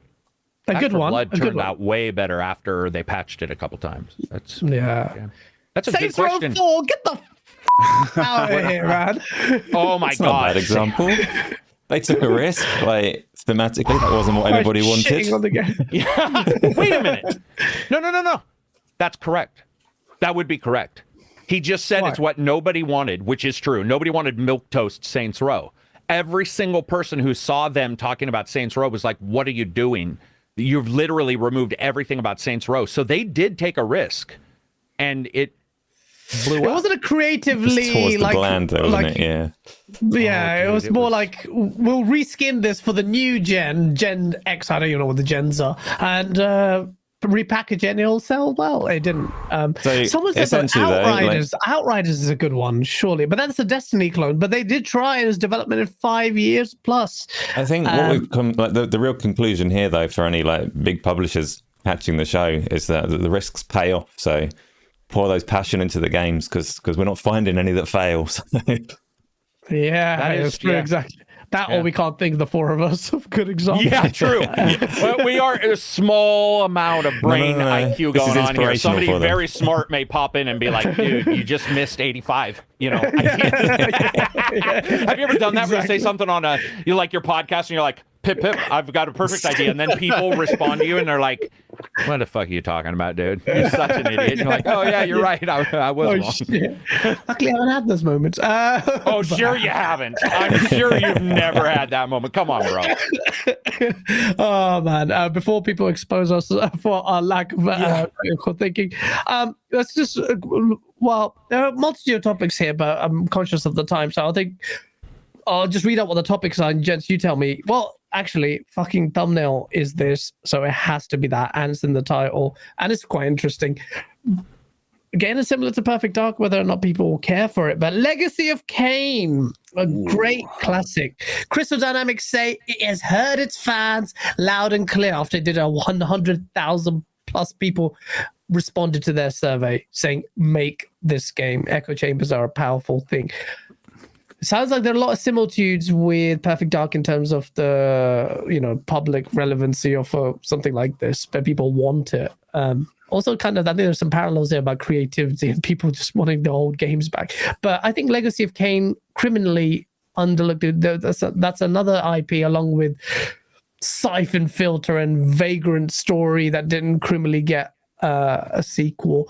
What do you think, Neo, about Did you ever play Legacy of Kain? And it coming back? Would you be excited? Yeah. So I played the games very late by comparison to most people. I didn't play them when they came out. There was like this weird dry spell from the end of the PS3 360 era before we led into the PS4, where I was just looking for something different. And for me, in that case, I had to go back and play the classics. So I was big when I got my first game PC. I was big on emulation, and I just looked up like what games did I miss when I came out, either because I didn't care or I couldn't play them at the time. And one franchise everyone always said was Legacy of Kain. Played through it, loved it.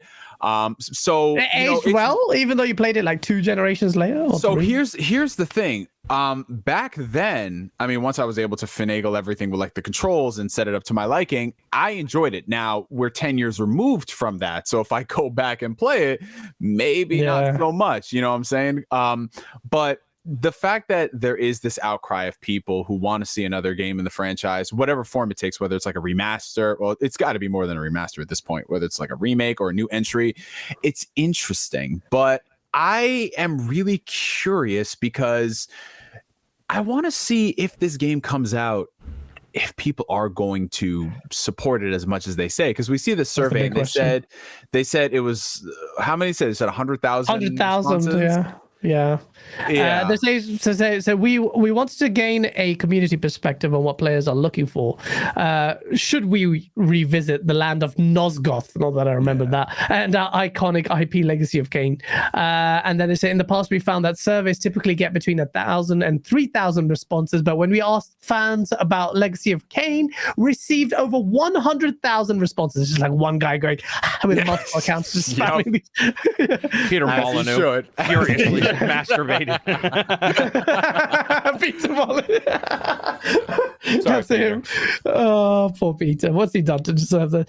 73,000 gamers completed it entirely. And if you're one of them, we thank you very much. Blah, blah, blah. We saw the news of our survey shared across social press platforms, and we really felt this was a great way to reignite the passion. Blah, blah, blah, blah, blah. And basically says, we hear you loud and clear.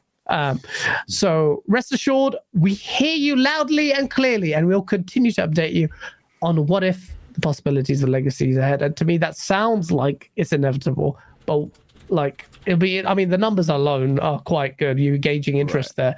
That's a moneymaker. But what we're going to do, we're going to do a remake, because that's a great question. Will people buy it? And one of the primary ways to do it seems like devs are doing it all the time, is remaking games. And it seems like if there's interest, gauging interest, then they'll perhaps make a sequel. Crash Bandicoot. I remember when it came out, a lot of people were like, why are they just remaking these games? We want to Crash 4. Well, put 2 and 2 together, Crash 1, 2, and 3, and then they come out with a Crash 4. So I think that's the smart approach, like remake the game that a lot of people revere. But it's, I don't know, because we were mentioning this before, how there's just some studios that have kind of evolved from certain games, whether that's intentional or not. I'm not sure if any of the people who worked on the OG games are they still at Crystal, or are they even equipped?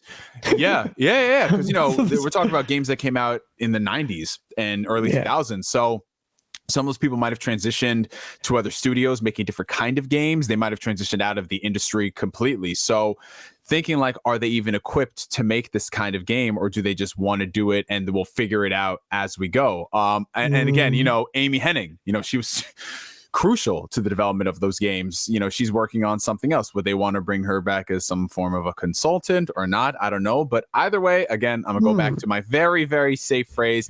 I want all games to be great and fantastic. And if this game comes out and it's looking pretty solid, I'll be there.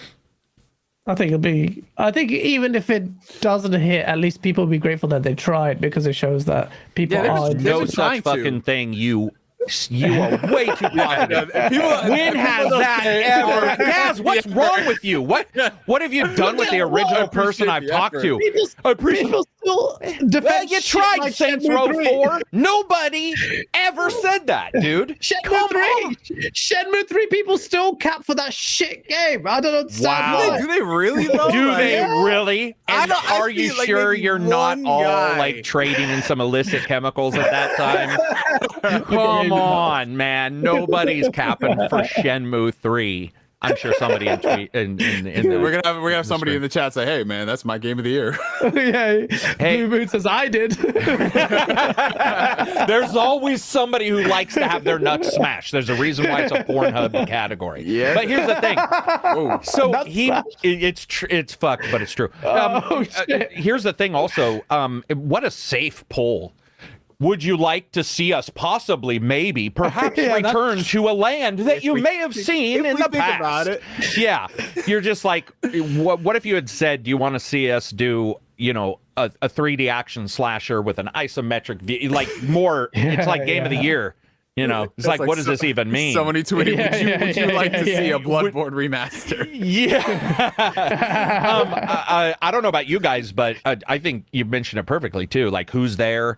Are they the ones, can they capture it? What I would personally like to see is people who've done really well recently on those style games work. Yeah. So Amy, who I love, I know that there's some, stories about, how much control she wants and stuff. I don't know if we really need her. I would love to have her, but I don't know if you really need her as much as you need people who are solid on current technology with the gameplay style we want, and instead look at those people, make sure they're there. Right. And that way your gameplay is supported, then you can worry about the story and all that kind of stuff. I'd love to see it, but what a safe poll, man. What a safe poll. It's true. I wonder. Have you ever loved me versus do you love me now? Totally different response. I wonder if they're ever going to ask people, would you like to see a Deus Ex game? Oh yeah. Well, dude, that's happening. Yeah, that is happening. Yeah. But if they came out with that server, I'd be like, no way, bro. 100,000's awesome, though. I do. That's a lot. Not to diss on that. They are right that, those polls, we see them all the time right on Twitter. I run them. And people are like, whatever, what's Carrick? Who the fuck cares what Carrick's asking, right? These guys, obviously, a lot of people cared. But I will say they care up until the first trailer. And that's the one thing people don't remember is that they're like, oh, we care. Yeah, but if your first trailer looks like shit, good luck. And then you got to nail it in your next trailer, and you got to nail it on the next one. That's what? Speaking of games, since we're in the topic of acquired by Embracer, formerly owned by Square Enix, when that first Guardians of the Galaxy trailer came out, I remember the vitriol from people. I thought it was going to suck. I saw that trailer and was like, what the hell? That game rocked. I thought it was good. Yep. That game was good. It was amazing. But you mean Gaz thought the trailer? Well, you thought it was good? I looked at it. Like, you're being called out. Listen, I'm gonna tell you what really happened. Say that. I said it looks alright. It just looked alright. Visually, it looked good. If you look back at the trailer, it looked it was rough. I thought it was rough, man. I thought it was running rough. And maybe I don't remember. The chlamydia is affecting my brain. Yeah, exactly. Well, all that DMT, bro. Could be that too. Oh God! But it's so cool to see that though, because guys, you got to shout out that they took. A lot of us saw that and we're like, uh-oh. And then you get Guardians of the Galaxy, you're like, oh shit, it's just another Marvel, dude, they hats off to them because that game was so surprisingly good and was like heartfelt in a way that and remember you're repeating these amazing you're like, oh, you can't be Drax if you're not Batista. It's just not going to work. And instead, I thought they did a spectacular job. That's where they deserve credit. Huge kudos. Yeah, just for that, just for being able to dispel this, if it can't be Batista, you can't be these voice actors that don't look the same, doesn't feel right. Yet they managed to inject so much life into those characters, and it was just a fun. And also, we know the movies, so you're like, well, where's this story fit in? Right? That's hard as a developer. That's got to be rough to be like, well, we're not this, we're this alternate timeline, but we're this. And we saw it with Telltale. They didn't do great on the Guardians of the Galaxy Telltale games. And I think they struck the right balance between, are you a fan of comic Guardians? Most people obviously know them from the movies. Yeah. But that's like when the game has been out over a year now, but when they introduced Adam Warlock in the game and they had their own versions of everything, like, when you went to that one planet and it had all the collector's things on display, and you're like, look at that thing. Dude, it wasn't only that, it was walking into that hub, the first the planet, and seeing all the places. And I remember my brain going like, because I can't DM anybody because you're reviewing it, and I truly hold to that. I'm like, no, I'm not. And I've had people be like, "What are you rating this?" Blah blah blah. I'm like, dude,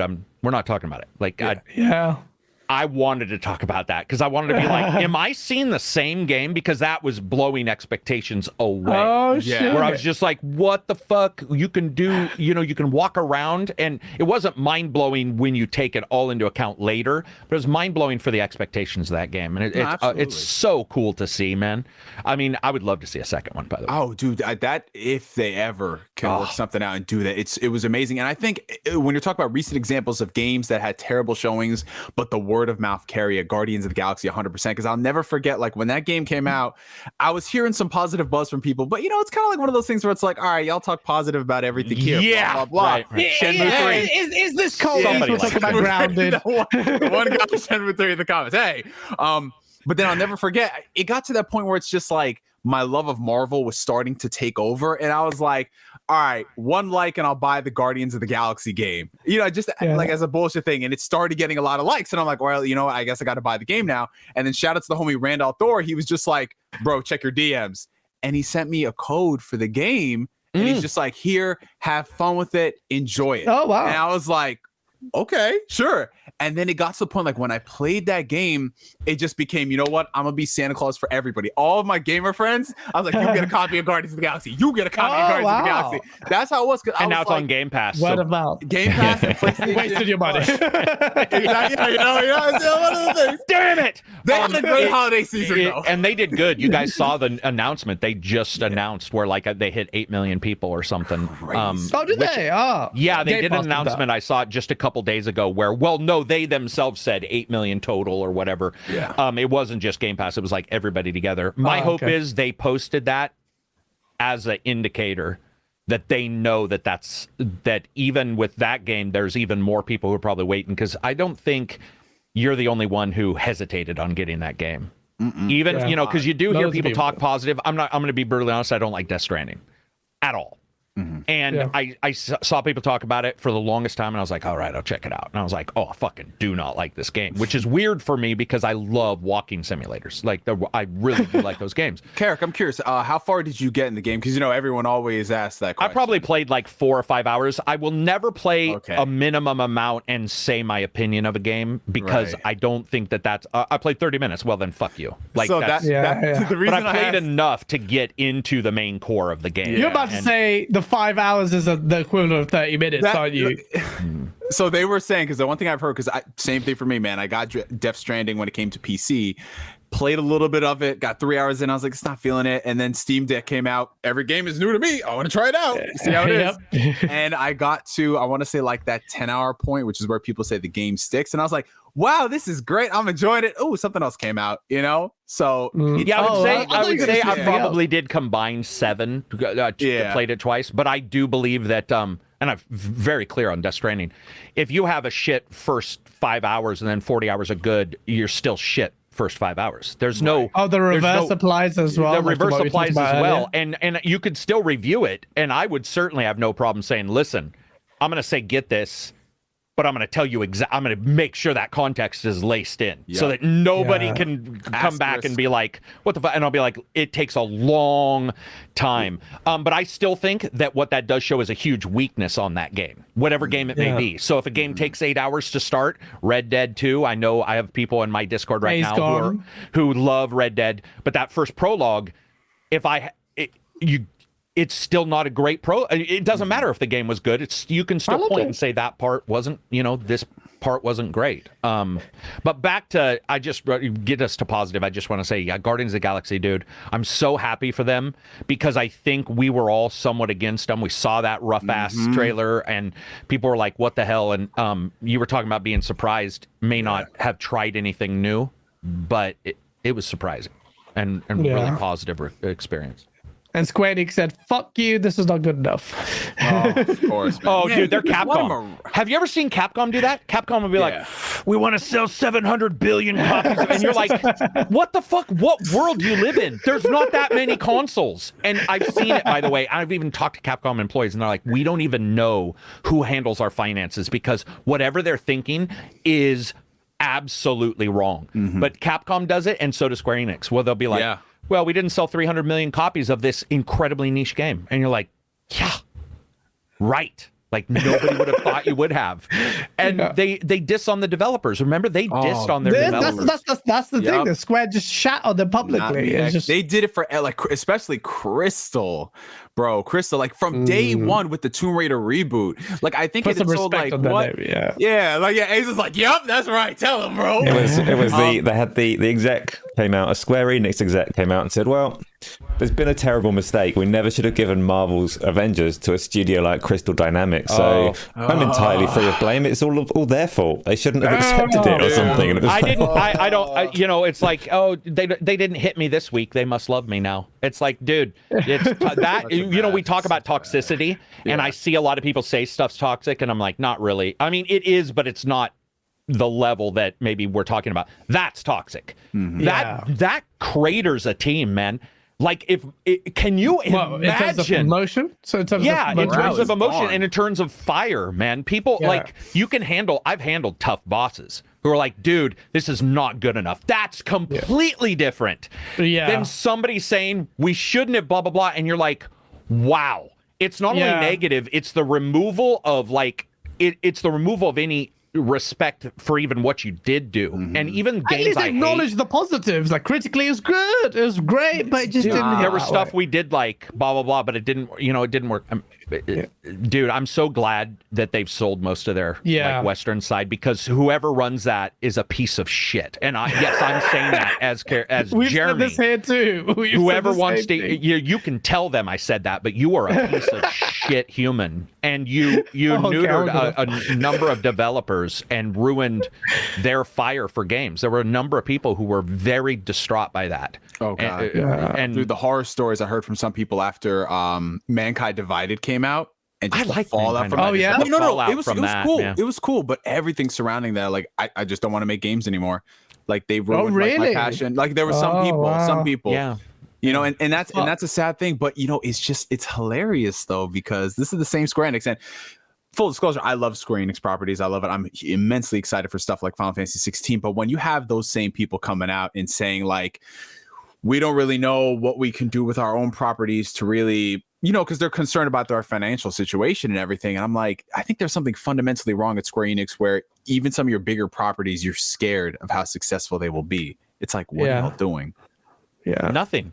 Those are the type of guys who, like, they're not head coaches. They're like, they just corral a team together, and then the only time you're ever going to see them say anything is when it does really well. The rest, or anything about anybody good, and it's always that back, you know, well, I'm glad I led this good team, and you're like, well, that's pretty fucking backwards to say. You know, it just, they're shit humans, man. I mean, sorry, but that's something I will have no problem, even if they were face to face with me. I'd be like, you are a shit human because you treat people. You treat people in such a way that they're not even a tool, they're a discarded tool. And there's something, you just left your shit out to rust in the yard. And get Elon Musk vibes. But oh, wow. I mean, I don't hate the guy, but I like, you see that email? Sometimes like, when you say, Oh, no, I didn't see. I'll have to see this. I didn't, because I love following that kind of stuff. I haven't seen this email. What is an email he sent to people? Oh, no, the email is like, look, you got to work super hard. You have to work overtime. The culture. Working. The culture. Yeah. That's what you got to do. But there's no carrot. It's just stick. I'm like, and you're like, where's the reward? The reward is I will hit you less often later. And you're like, and the reward is you get to keep your job. I'm like, bruh, give me a little. I'm gonna sacrifice my overtime, all of this. What, you're gonna give me extra money? You're gonna wank me off? Do something. Give me something. Yeah, that's rough. That's Square Enix. That pretty much summed up there. And I just don't understand. They're just people who don't deal with people. They just look business. Business. It's all about the business. It's horrible. It's horrible. I can't jive with people like that. That'd be just like, yeah, you're right. I don't know the person in question who even made the statement, but that kind of person is a shitty human being. It's just don't give a fuck about your own team. You should have loyalty. It should be the opposite. You should go out of your way to defend them. You should be the shield to defend your developers. Well, that's what I was saying about Matt Booty saying the positive stuff about Perfect Dark. Is I was like, I may think something different, but I'm like, I do like it when somebody's out there saying, you know, some positive stuff, so that you know, you're not just out there. Yeah, you got to respect Matt Booty and Microsoft generally as well. They've got good human beings there. You can just tell. Like, so Phil Spencer swears, by the way. I was shocked by this. I thought Phil Spencer never swears, but apparently he does, because this week the guys who made Microsoft Flight Sim, he said when Phil Spencer came in, he didn't realize it was gameplay they were showing. And he said, I remember that. He said something, was it? Well, you're fucking kidding me. That's what because he couldn't believe it was running. He was just like, what in the hell? Like, shame on you, Phil, for swearing. Yeah, but that is cool. That is so cool. I know. I know he's not a serial killer. Now I know. Jack Tritton yeah, exactly, right? The person whose fire's going on around him, and they're like, anyway, today we will be reporting. Like, whoa, this guy is straight up. It's like the person who says they're like, it's okay to be a serial killer, and you're like, why? And they're like, well, I'm just handling, global warming one person at a time. And you're like, good Lord, bro, you're a psycho. And it is cool to see but he was on Giant Bomb when they used to be Giant Bomb, like back in the day, and he would do E3 events, and he'd drop a shit or whatever, and it was more laid back. And I remember did you guys ever see it? Yes, he said it smells like balls in here. Did you guys ever see that? He said he would just be on stage and he'd drop a shit. I was like, oh. No, he walked into the Giant Bomb. There was a podcast Giant Bomb, and they were all in this small contained room, and they all started talking about how it stank like men parts. And he was the stuff he was saying. I was like, oh, that's pretty cool. He was just pretty laid back. I would never expect that. From Phil Spencer. Well, I mean, like I said, a couple people that one or two don't even work there anymore. But when I was asking, like, what do you guys hear about this guy? Blah blah blah. Everybody was saying that he's not out there cussing, but they were like, he is a little bit more general fan, normal person than the business talking head that we get with a lot of companies. Which definitely is. Yeah, definitely is. I know for a fact that he's definitely a gamer as well. Yeah. Recently. Oh, did you get to play games with, or can you not say? You started to get quiet. I can't say too much. But yeah, I know Colt's played with them. I don't know if I've said too much. I don't think that's bad, but like, Colt, well, no, because he's played. I've seen Twitters where people have said, they played with PS3. Only he's online. He's online, always playing something. Yeah, bro. So he literally. I don't think this is bad, Colt. DM me or message me saying shut the fuck up, Gaz. He was playing Vampire Survivor. He showed Colt how to build the build. He even knew the stats. That's awesome. Phil is the reason why I cleared level 1. Oh, I didn't clear level 1. I reached level 30 and then died to that Reaper. He taught you. Phil told build the build. It was the Phil Spencer build is what we followed. So the Bibles, the whip, and the shield, ladders, some weird any company you get a guy who runs a car company who drives cars prior or whatever, there is a certain experience there that's can't be, I'm not saying bought, but can't be, it's very difficult to, if you don't have first person knowledge, and he obviously does of games, and he'll be wrong, just like anybody, just like we all are. But there is a certain identification that you get when you start to see somebody who is playing games, whatever, and you're just like, okay, they might make the same mistakes, but at least we sort of are all seeing things the same way. And, we don't see that with some companies. No, but exactly. But Phil, the way Colt's in chat, he's saying it right now. He knows the stats of build. The way Colt described it, because bro, him and like Tim Dog were in party chat. Phil jumped in, is like so excited, and he's like telling him about the builds. He knew all the stat numbers. And he goes, bro, he was just sharing stories of how he was addicted. And he's in a Microsoft Teams meeting, and they were like, Phil, are you playing a game right now? Well, also there is that knowledge of you're not just dropping names. You're talking about stats. And there's a certain credibility that, whether real or not, that you do get from that, where you're like, okay, 100%, bro. I couldn't get past level 20. Phil Spencer build let me go invincible mode, apart from the Reaper. So that's one of the reasons why I love that kind of stuff. Why are you ashamed of me?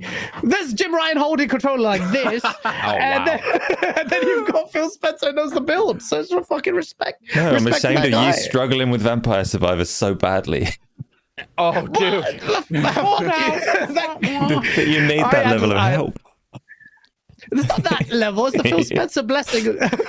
It is a blessing, but I'm still ashamed of you. You never please. I love you, but you're not getting a hug. I never get a hug from Asa. Every time I meet him, I'll do the little bro hug, and he just doesn't. Where have you guys got to meet? Did you guys get to do like a E3 or something like that? Not yet. No, Acer lives not yet. E3 next year. We're there. But he lives somewhat near you. You mean close enough? You guys have got an hour. An hour away. Oh, okay. Yeah, damn. Okay, gotcha. Very cool. So he's like, so definitely, like, where Ace is like this tall monolithic man, and I'm like, trying to do the little bro hug, like in You're London. hugging his balls. You know, you're like, let's take a picture of this. Smells like balls in there. Yeah, smells like balls in here, said Phil Spencer. It doesn't smell nice. Ace just holds his hand on my forehead, like, nope. Just pushes you away. He's like, no hugs. No hugs. That's literally what Ace does to me. It's terrible. I was going to talk. The final topic, I think we just blast through these. I don't want to talk too much about the ABK deal because fucking tiresome. Nothing's happening there. Yes. So I'm like, so I just, but I'll just roll out the topics. You guys tell me. Just to end it in the next 5-10 minutes. I know it's been a while. This is one of the longest shows. I'm good. Rapid fire. Yeah. Okay. Yeah. So we've got the Xbox Series X price cut, which some people like. Series S. Series S is getting a price cut, and then there's an impending 2023 price hike which is coming, and we've got the 20 years of Xbox Live. We've got Xbox Series X not holding devs back, and apparently you said, ACG, that Evil West dev said it's not doing that while they're correct. The devs, we asked devs because I had heard that, and I tweeted and I said, okay, I will go check to see if anybody believes that. And there's the occasional person who says it's lesser powered than something else, so you do have to worry, you have to look at that, but no differently than a normal video card in a PC game build. And one of the things that I has stated, got some flack for, but now luckily devs has stated, as I said, if it was true that consoles were holding everything back, or in one particular console, then PC games would look unbelievably incredible compared to anything else if there was only a PC version of the game, which there are thousands of PC exclusive titles, and they don't. And the reason why they don't is because the people who say that are full of shit. Like, they are completely absolute. And a couple artists said it, and I absolutely believe that most likely there were memory issues, because we did hear that, where they were like, there's a memory allocation. And so you get a person who's trying to shove all that shit in, and I can absolutely see them being like, that's holding them back. But when it comes to the broader spectrum, no developer backed it up. And we had people from Fat Shark, we've had PR people as well as Ubisoft people, and they're like, no, it's not even, it doesn't pop up. I mean, you just know your spot and you have to aim for it and figure it out. But well, I mean, we had what was it? David Springer is not a small fry, man. Like, I know he's the only tech director we've had, or only developer we had, but he's a tech director. He's now working at Playground Games. If you can't believe his words for it, and he's quite unequivocally says Series S is amazing. It's not going to hold anything back.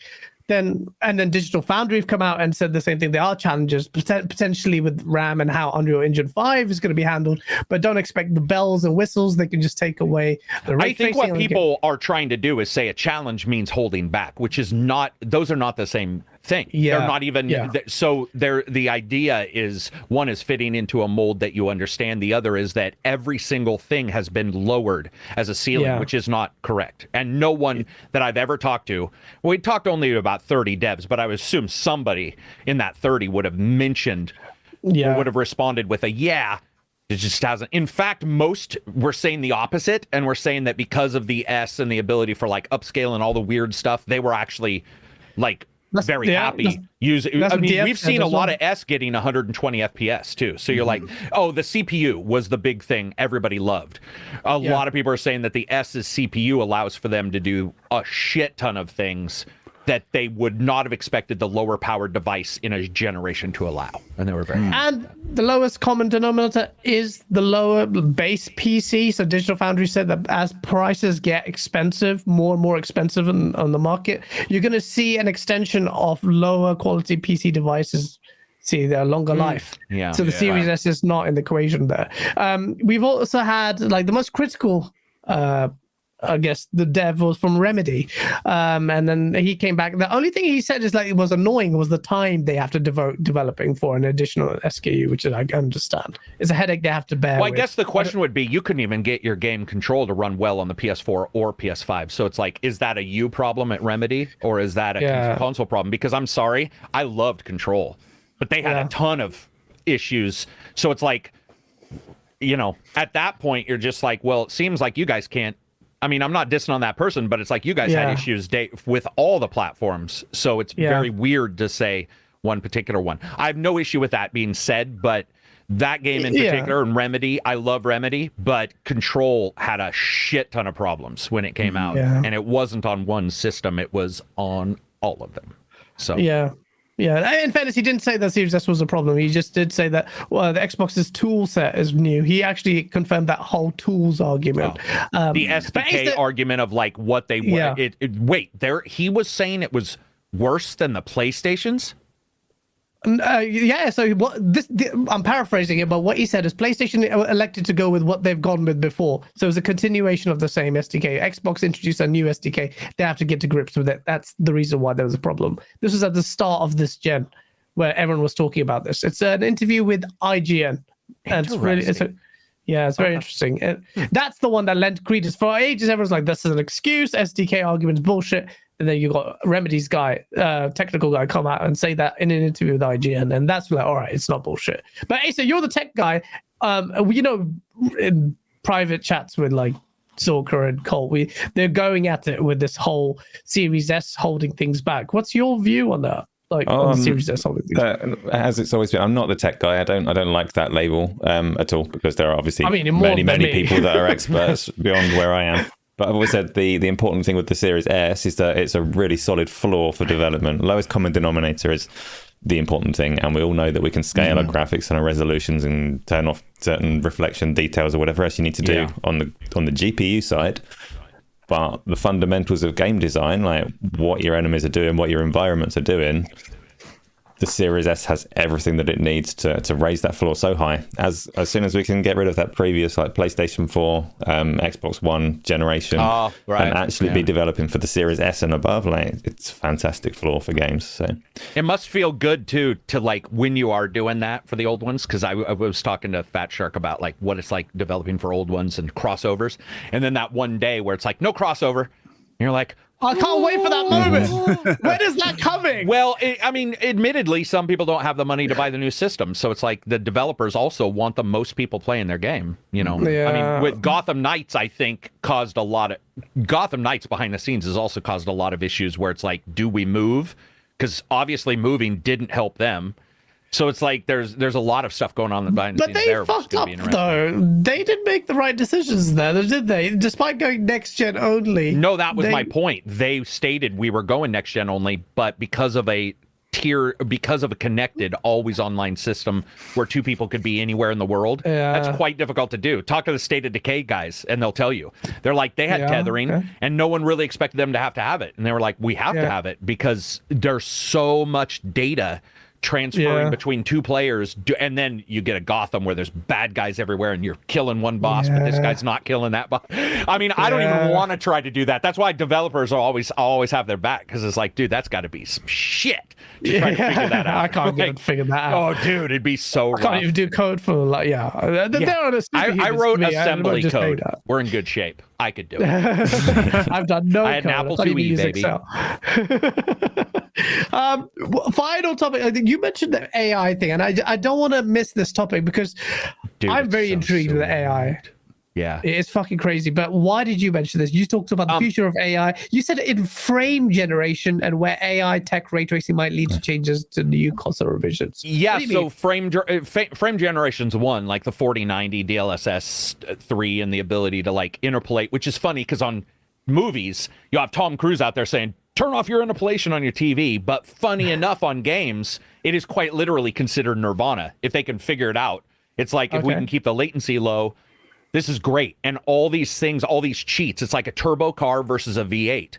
When we all grew up, it was like V8s. They had the mass horsepower, and then you see turbos come along, and you're like, wait, how's this car with no horsepower compared to the V8 needing, well, it's pressure, and it's all the balance, it's all these, it's all these things.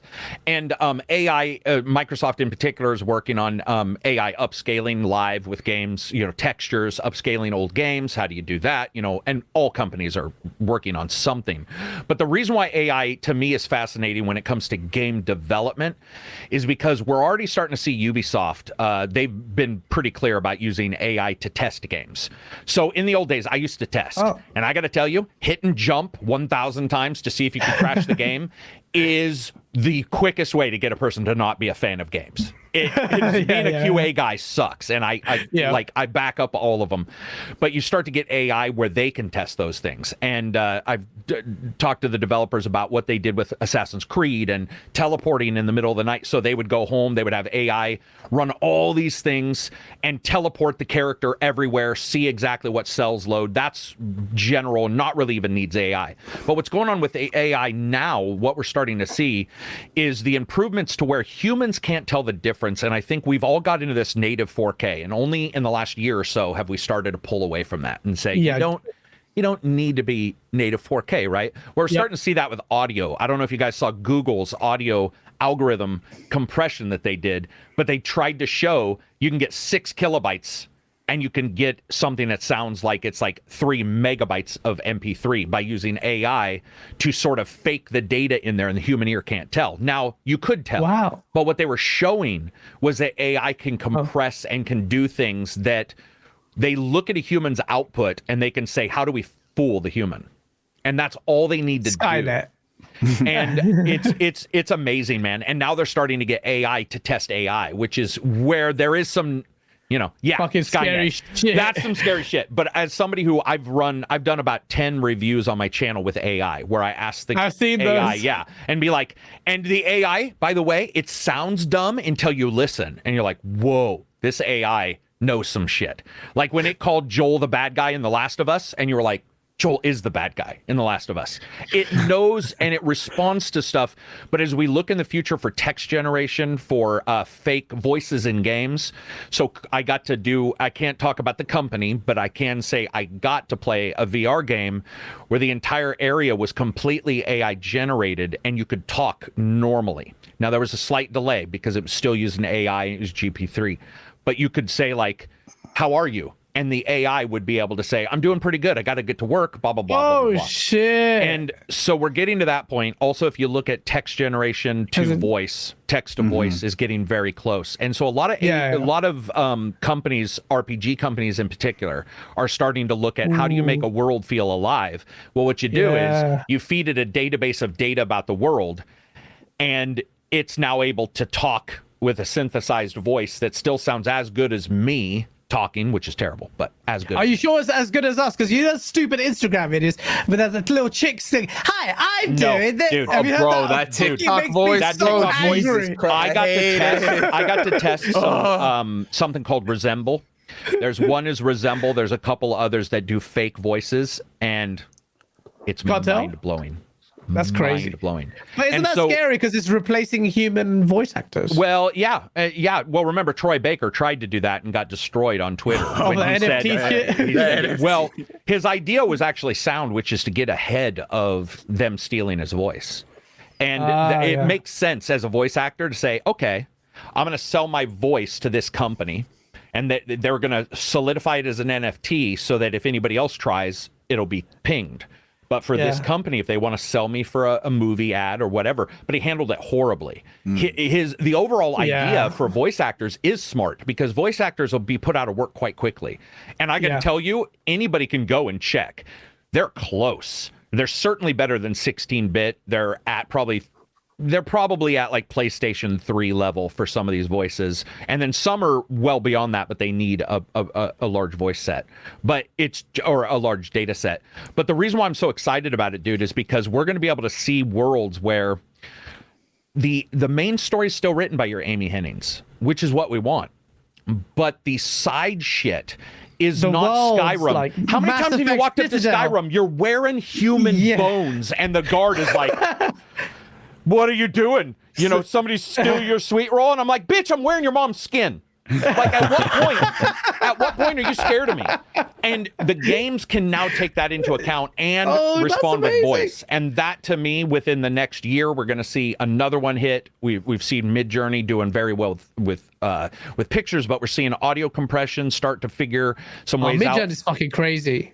I use Midjourney for everything, and it's nuts what you can get if you pay around with it. But we could fix Assassin's Creed Valhalla's issues, for example. Assassin's Creed Valhalla had their audio issue. They had a major bug where they basically recorded all the audio at terrible bitrate. Yeah. and they can't fix it because it would bloat the size of the samples to the point to where they can't put it on a disc anymore. And I think it's like 7.9 or 4.7 gigs more, and it can't fit. And so Ubisoft has stated we will not be fixing Valhalla's audio issues, but they're quite noticeable.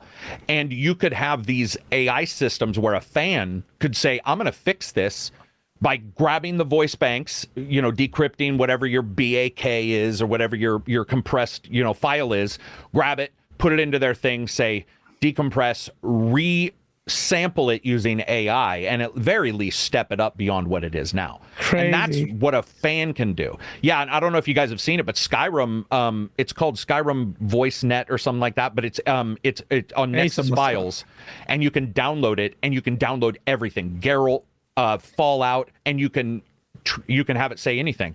So it's starting one of my podcasts, Commander Shepard's like, I'm Commander Shepard, and I endorse Carrick's podcast. And it sounds pretty close. I remember there was voice. I forgot who was raising awareness about this, but I think there was like a Witcher 3 mod that was coming out. Yeah, it uses this. Yeah, it's pretty close. And it's got because it's really close to that. And a lot of people are raising the concerns like, what's going to happen a few years from now? Because if it's this good now, Yeah, I mean, the stuff I saw is, because I'm a big VR fan too, and the stuff I saw was like, oh fuck, we're way closer than I thought we were. I mean, I'm a huge AI fan and a huge fan of like making worlds more immersive but still holding the artists. I love voice. They're my favorite guys in the world. Like, they're out there like trying to act when somebody's like, okay, be surprised, and they're like, how the fuck? And I got to interview David Bateson from Hitman, the guy who does Agent 47. I got to interview him, and I got to find out what it's like to be a voice actor where you can't switch your words, because Hitman doesn't allow for him to be like, sup, everybody? He has to be Hitman. And then I got to interview some other people. I love those guys. I don't want them to lose their jobs. But I do think that people have to come to the moment where they're like, for them to still be paid and for them to still be useful where technology's here, they do need to do what Troy was looking at. They do have to find a way to sell. Or secure them. Yeah, because Midjourney is the same way. Dude, I've used Midjourney now for all my thumbnails. If I need art, I just use Midjourney. Oh, everything. Shit. No I don't. way. Oh, yeah, dude. In like all the stuff I posted in the last 2 days with podcast stuff with David Martinez talking about Limbo, that's not a Limbo picture. That's me going to Midjourney and typing in Limbo best preview done by PR ever, and Midjourney gave me a good picture, and I uploaded it. I'm looking at it right now. And I used to pay a lot of money for art. Like, because we pay a lot for our thumbnails. People be surprised, but fuck. But anyway, anybody listening, you guys need to follow AI, because it's almost every part of the world that you're looking at. AI is going, as long as we're smart, can improve stuff and make games that much better, which I'm excited. I think Midjourney scares the shit out of me, because I've just said both. I've DM'd both of you of AI's rendition of Human Evolution. I don't know if you've seen it. Someone's added some amazing. You have. I've said it, DM'd it to you anyway. It's so crazy the way it morphs into the future. They become one. Like, human starts from an ape, then you evolve to human, then you got your mobile phone, smartphone, then it just turned into a robot. Then you turn into. Well, to give you guys an example, I'm using broadcast. NVIDIA broadcast for this, because I don't have a green screen and all that stuff. So it's a fake green screen. It fixes your voice. NVIDIA broadcast does a very good job with the tensor cores. But it's like, what we're looking at in the future is pretty crazy what a normal person like you or I will be able to create and build. Unreal, by the way, is one of the best things that's ever happened. The new version of Unreal, because it allows for a person to create something that they wished they could have created as a child, which then raises the competition. So it's like a normal single developer can make sound effects now and can make these things, which then causes AAA companies, which we believe maybe aren't taking chances, to look and say, fuck, we got to up our game. And then Unity says, oh, Unreal does Lumen and all these crazy lighting effects. Well, we need to up our game. And all that does is in fact, you were talking about raising the floor. For the Xbox Series S, what that does is it raises, so everybody's like, we got to at least hit this level. And to me, that's the most exciting thing about AI, is that it will cause people to say, what can we do? But also, there's some shit that we've left behind, including audio, for example, Valhalla and stuff, where it won't happen anymore. Well, that's the thing. That's the dream. Like when you were talking about AI, and I was thinking like Mass Effect Citadel, sea of people there. The AI are auto-generating the content. Oh, you're wearing my mom's skin, or shit like that. That kind of stuff. Like AI's woefully been underutilized or underdeveloped in the gaming space. That being. And I saw a thread yesterday. It was linked to like if you're sleeping on AI, it's ridiculous. And then they sent a link of AI used for even video content creators as well, even creating videos. And I've sent it to my graphic designer guy. I'm like, yo, what the fuck is this? So yeah, AI and gaming is just gonna be quite interesting, man. And I think exciting.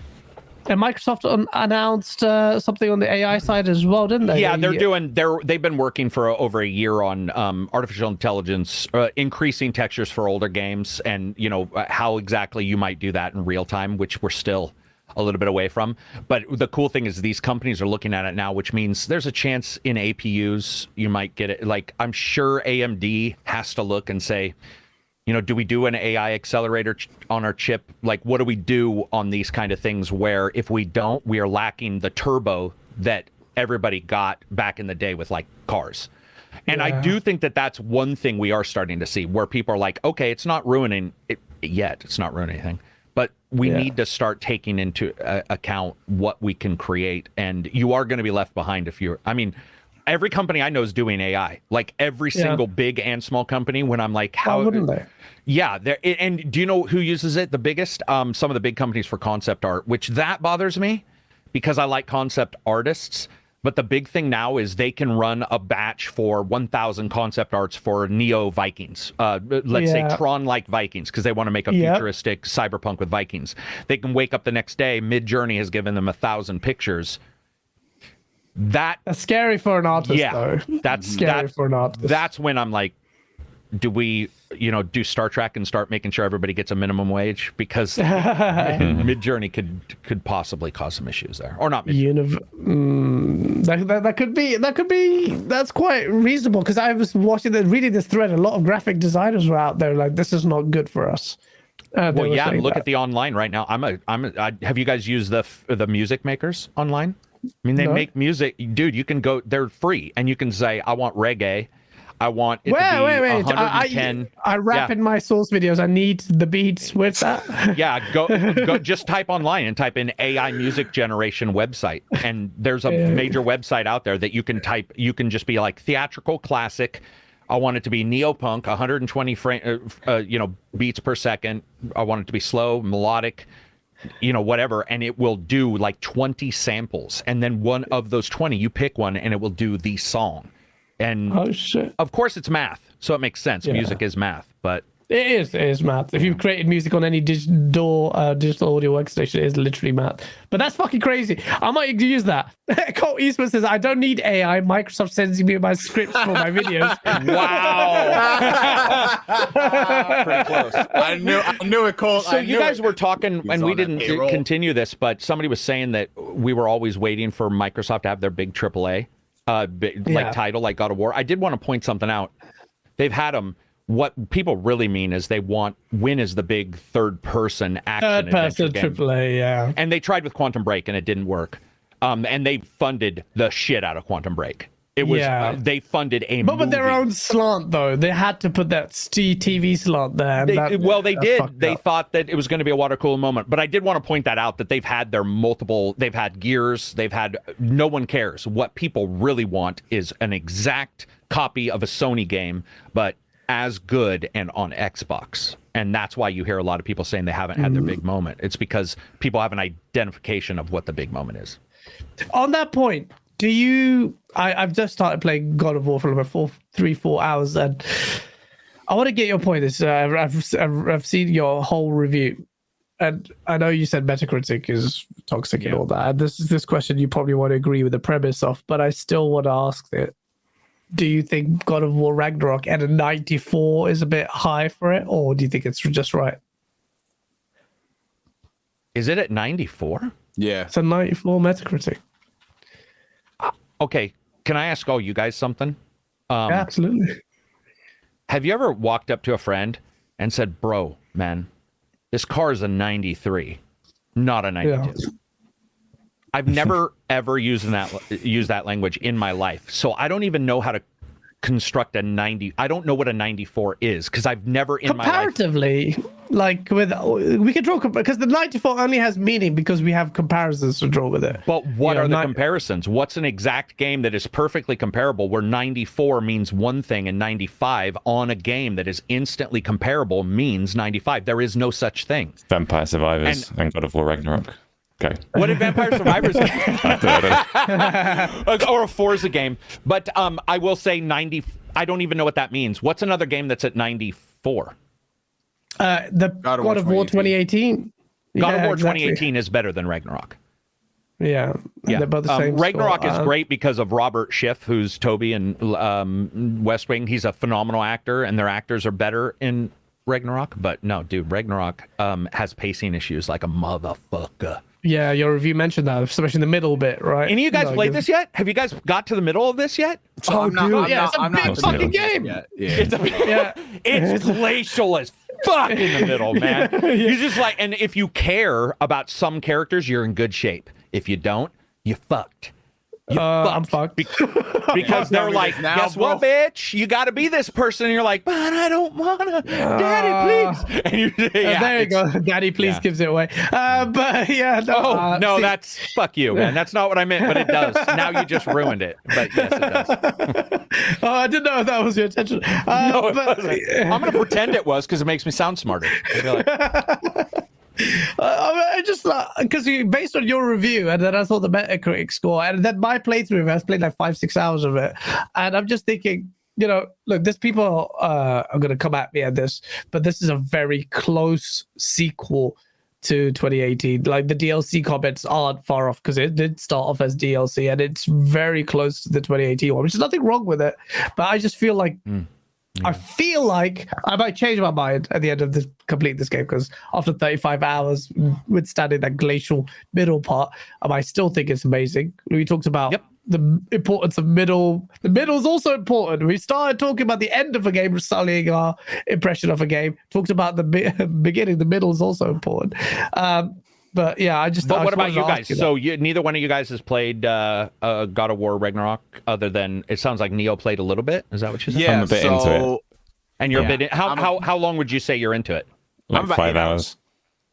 Okay, so for 5 hours versus 8. Okay, let me think. 5 hours. So you've switched perspectives. Yes. Without getting to spoilers. Both of you guys have switched perspectives. Okay. So you guys go further.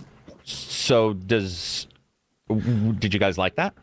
So I don't mind it because the way I'm looking at the story right now, depending on, because I view it based on if it sticks the landing, will it justify some of the stuff that happens going forward? So right now I'm really enjoying it.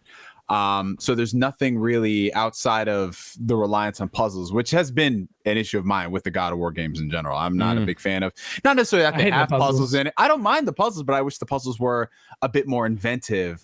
They're not. That's the problem. Yeah, exactly. So to me, it's just like, okay, this is what is slowing down the game. I have no problem with puzzles if it's really interesting. I'm like, oh, I didn't think of doing something like that. Wow, this changes my whole perspective on how to think.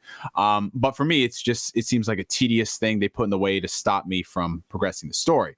But I haven't gotten to that exact point where it's just like, I want to turn off the game, reaching a glacial pace. So I'm really enjoying it. But again, it'll like, my opinion might change if I get midway.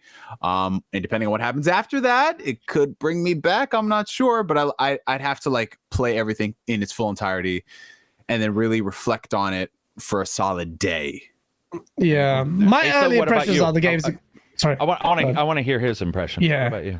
I might be less far into it than I said. It starts with a massive bang and it's obviously very, very tight. You can't do very much. And I'm at a point now where, there, like I can identify that there are pacing issues before getting to even the pacing issues that you're talking about, and the puzzles and things with the. I think one of the problems that Sony have got now is for a very long time they've had in these games that we know that they make with their formula that they stick to. They've given you a companion that guides you through the game, and it's always been subtle, and people haven't necessarily recognized who's leading who. But it's been the way for a long time. Like you get the first Last of Us game, and Ellie's always been telling you where to go, but people didn't really see it that way. And now with Horizon and God of War, I think they're going to struggle to put that genie back in the bottle, because now it's something people are talking about, and now everyone's aware. Yeah. Dude, that's such a good point, because Horizon started it. I had Andy on the channel, and he was so mad at Horizon Forbidden West for the game constantly telling him what to do. Oh, Aloy. And then it came up with Ragnarok, and Aloy's more Aloy, right? It's just her. But Ragnarok, and you're right. I had forgot that The Last of Us, that does it, and they hide it in narrative. Yeah. But it is, you're absolutely right. Like, I bought off on it, and I never really, 2 and 2 didn't, I guess with Forbidden West, I started to pick up on it, but I really heard, and it's funny, anybody who's played Spider-Man, Miles Morales, there's actually a couple things that I noticed in the original Spider-Man with Mary Jane, where I was like, if this doesn't shut up, kick her off. And I would have said that to anybody, by the way. It was just that was, and you're absolutely right, dude. They do have that in every game. It is, and I wonder why they got away with it for so long, but it's been brought up now. And you're right, genie in a bottle is a good term. I'd say it's like it's out now. We're getting onto like sometimes the third iteration on some of these games, and people have played them so many times that it's kind of starting to stick out. And things wear thin, I guess. Yeah, and then it gets to a point where it's like, okay, is this just done on purpose because they know some people playing these games aren't on the level of them paying attention constantly? Like Aloy, that's part of the reason why I listen. I enjoy the Horizon games, but the amount of times where I'm just like, Aloy, I get it. I know what to do. Wow. Yeah, I know what to do. But then again, maybe they're doing that on purpose, because there are some people who, for whatever reason, maybe they take breaks from the game, they come back in, they're like, what do I do? Oh, I need someone here to tell me, and I don't want to look at a waypoint. But I'm like, but here's the thing, Neil, even if they are, it's obvious that it's an issue, because you both mentioned it, and Andy is completely separate mentioned it. So even if that is why, they're not doing a good job of explaining that's why. Or hiding it. It is it's just it is. What we think, guys? Critically, it didn't hurt it. But you're talking about the narrative side of things. There's other bits. Why are we still doing the lead shuffle? Oh constantly? God! Every game, dude. I'm playing a game right now that's got the old colored cliff, and they do it a different way, and it's so noticeable as a different thing that I'm like, oh, why did they ever think that would be a good idea? Horizon's got the yellow thing, right? Yeah, the tribal. In God of War, it's so bad.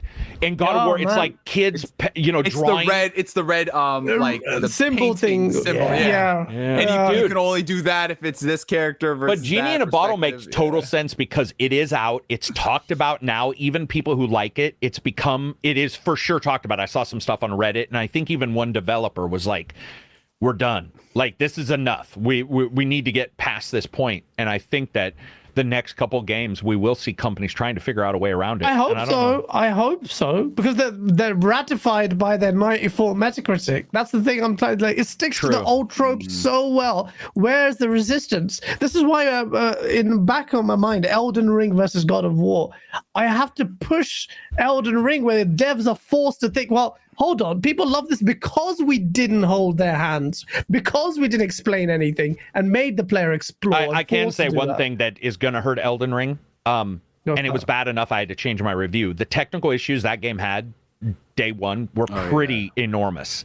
And most people have forgotten it. I didn't, because I had to change the review to don't get it, because they patched it with a patch that was worse than the performance prior to the patch, which I've never seen. I think that's the second game. I've only had 2 games do that. There was a couple people saying how it made more sense to play the PS4 version via backwards compatibility on PS5 if you wanted a smooth performance. Yeah, it was really fucked up, and it's been patched up, which is great. I don't think that'll be a big thing. I just wanted to point it out that it didn't launch with perfection.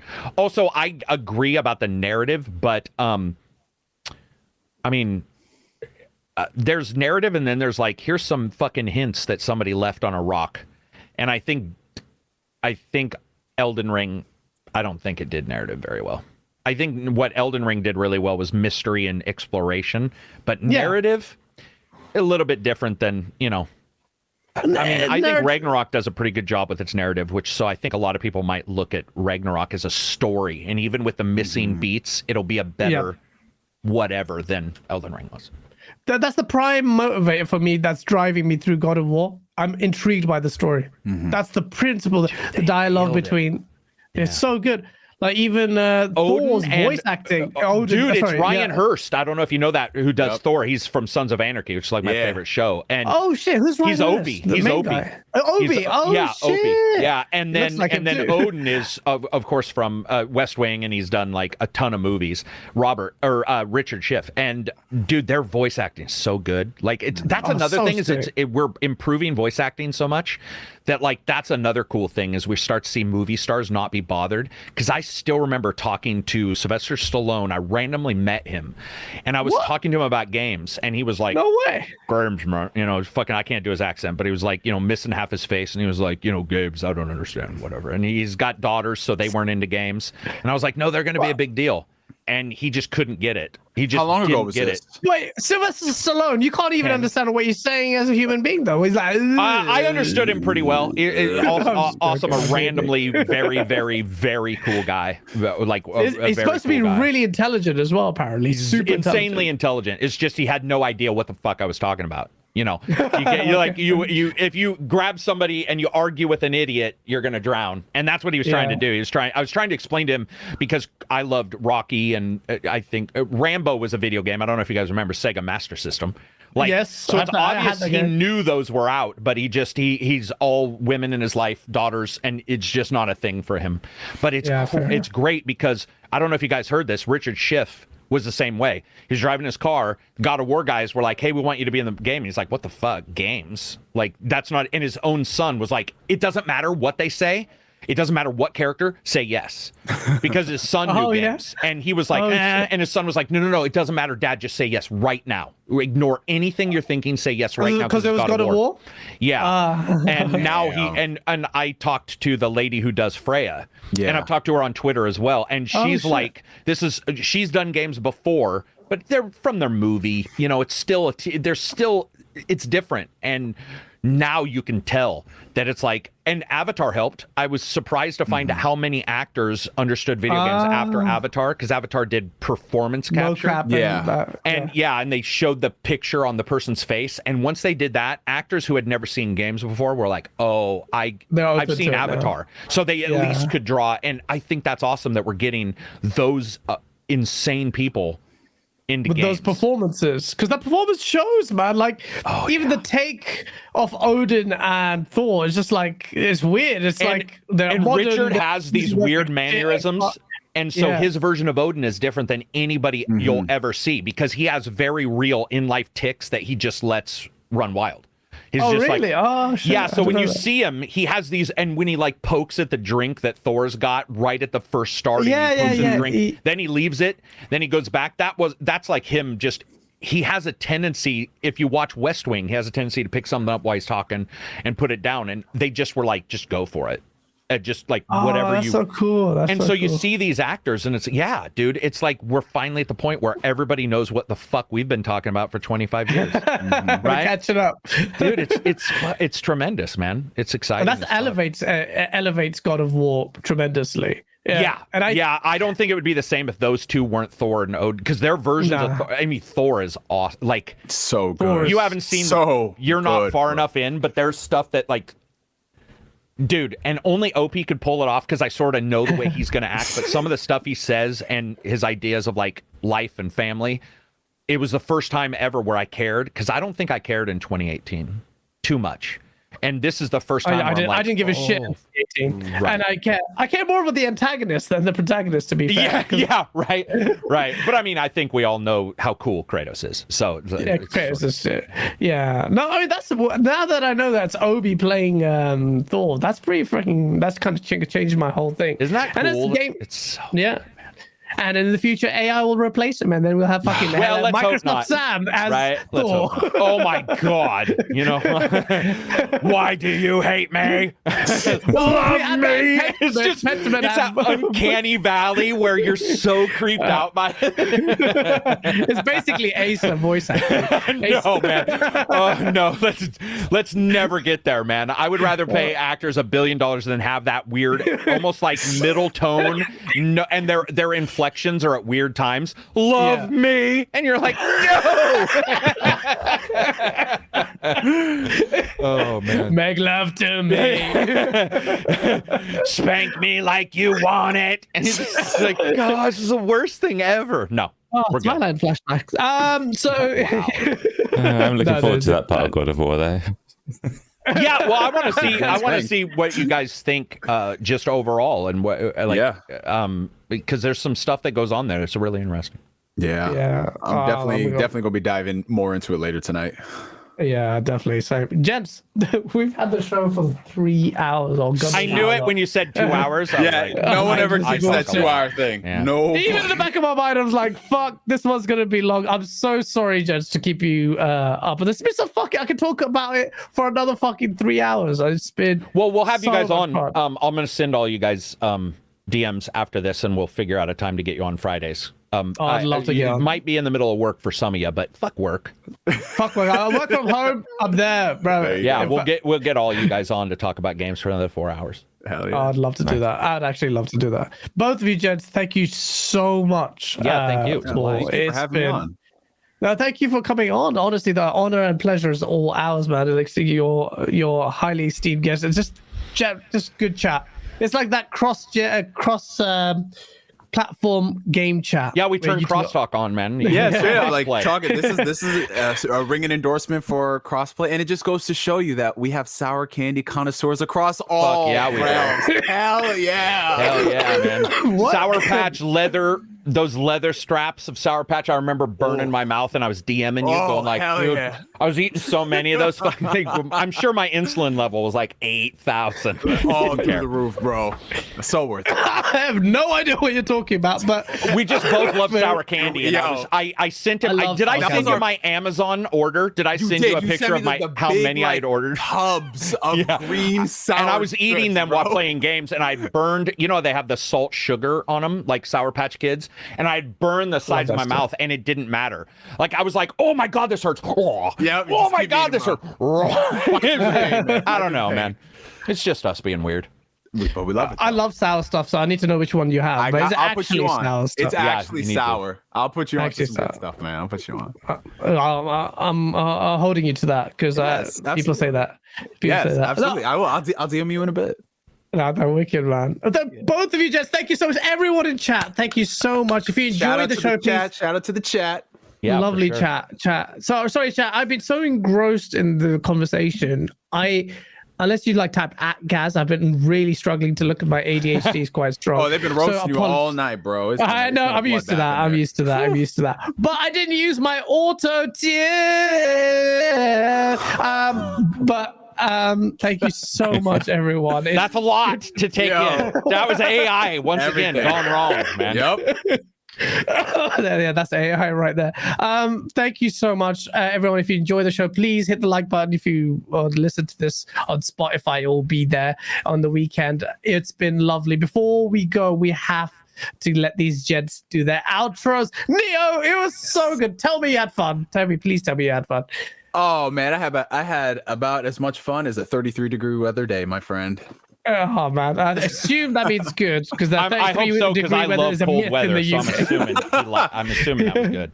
Oh no, but it was so much fun. It's been a while since I've been on a podcast, and it just did not disappoint, man. When you're around really good people, 3.5 hours just goes by. Well, I appreciate that, man. Yeah, when you have great banter, great chemistry, great everything. So again, thank you guys, Aza, Gaz, for having me on. ACG, Carrick, it's an honor. Yeah, it was awesome to meet you, my friend. And if you guys want to find me, all my ads. Oh, shout out to Ghost in the chat. Got all my ads right there. Thank you so much. That's what's up. My ads, like if you guys want to reach me, the easiest platform, at least for the time being, we'll see how long that lasts, is going to be Twitter. Oh shit, Master, you getting hyped about a platform named Master? No, all right. I saw your tweet. I was laughing at that. Like, what's this Master stuff? You're gonna like that? I'm not signing up to that, but yeah, sorry. Bro, I have no idea about that thing, but so it's twitter.com/NeoGameSpark. Also my YouTube channel. I took a little bit of a break for a while I worked on some things behind the scenes, but we are coming back in full force next week, so I'm very excited about that. The streams are going to be returning, and my Discord community, the Phantom Weirdos, we're going to be bringing game night into full effect, going through a couple of things during the holiday season, from Among Us, Fall Guys, things like that. And again, thank you guys so much for having me on. I really appreciate it. Thank you. I'm so glad you enjoyed it. Yeah, it was awesome. I don't really have anything to say. Check out the channel if you get a chance. I got some reviews coming up, but they're probably going to be terrible. That's just they're not terrible. That's the way you should feel about your shit. No. Well, actually, I do always feel that about my own shit. But with your stuff, your review has no music. It's just you talking, and your engagement must be like, because I watched it from start to finish. The other reviews I skip, but yours I don't. Yeah, they've been pretty good. YouTube hates me. But at least what's going on with that? I've been seeing a bunch of the demonetizing and dude, they demonetize and they'll be like adult rated, and it'll be like a Square Enix video about Guardians, which was one of them. No cussing, no explosions, no nothing. And I was like, hey, I want to fight this, and they instantly. I said, this is not violent, whatever. And within like 7 seconds, they were like, nope, we've already checked, and it's for sure violent. So they just keep demonetizing me. I'm assuming it's because I cuss a lot normally, and somehow it got into like. Does that affect your views? The views of the video? Does that penalize the views? No, horribly. Yeah, they've gone down about 70%. So, like in the past, if you get an adult rated view that you say wasn't adult rated, they hold it against you. And so what happens is they'll go back 2 years and say, this one 2 years ago you rated not adult, and now we say it is adult. So now your current stuff when you upload will be rated instantly adult, which means you won't get. It's not. And they when I talked to the CSR, they at YouTube, they were like, yeah, I don't know what's going on. I'm like, well, can you fix it? Nope. So then I talked to one of their managers, and they're like, it's the algo. We have no clue what's going on. Because somebody was saying, talk to your partner. I'm like, the partners have no they're just a person. They can't look into YouTube and figure out what's going on. Like, it's just a guy trying to like get his day job on.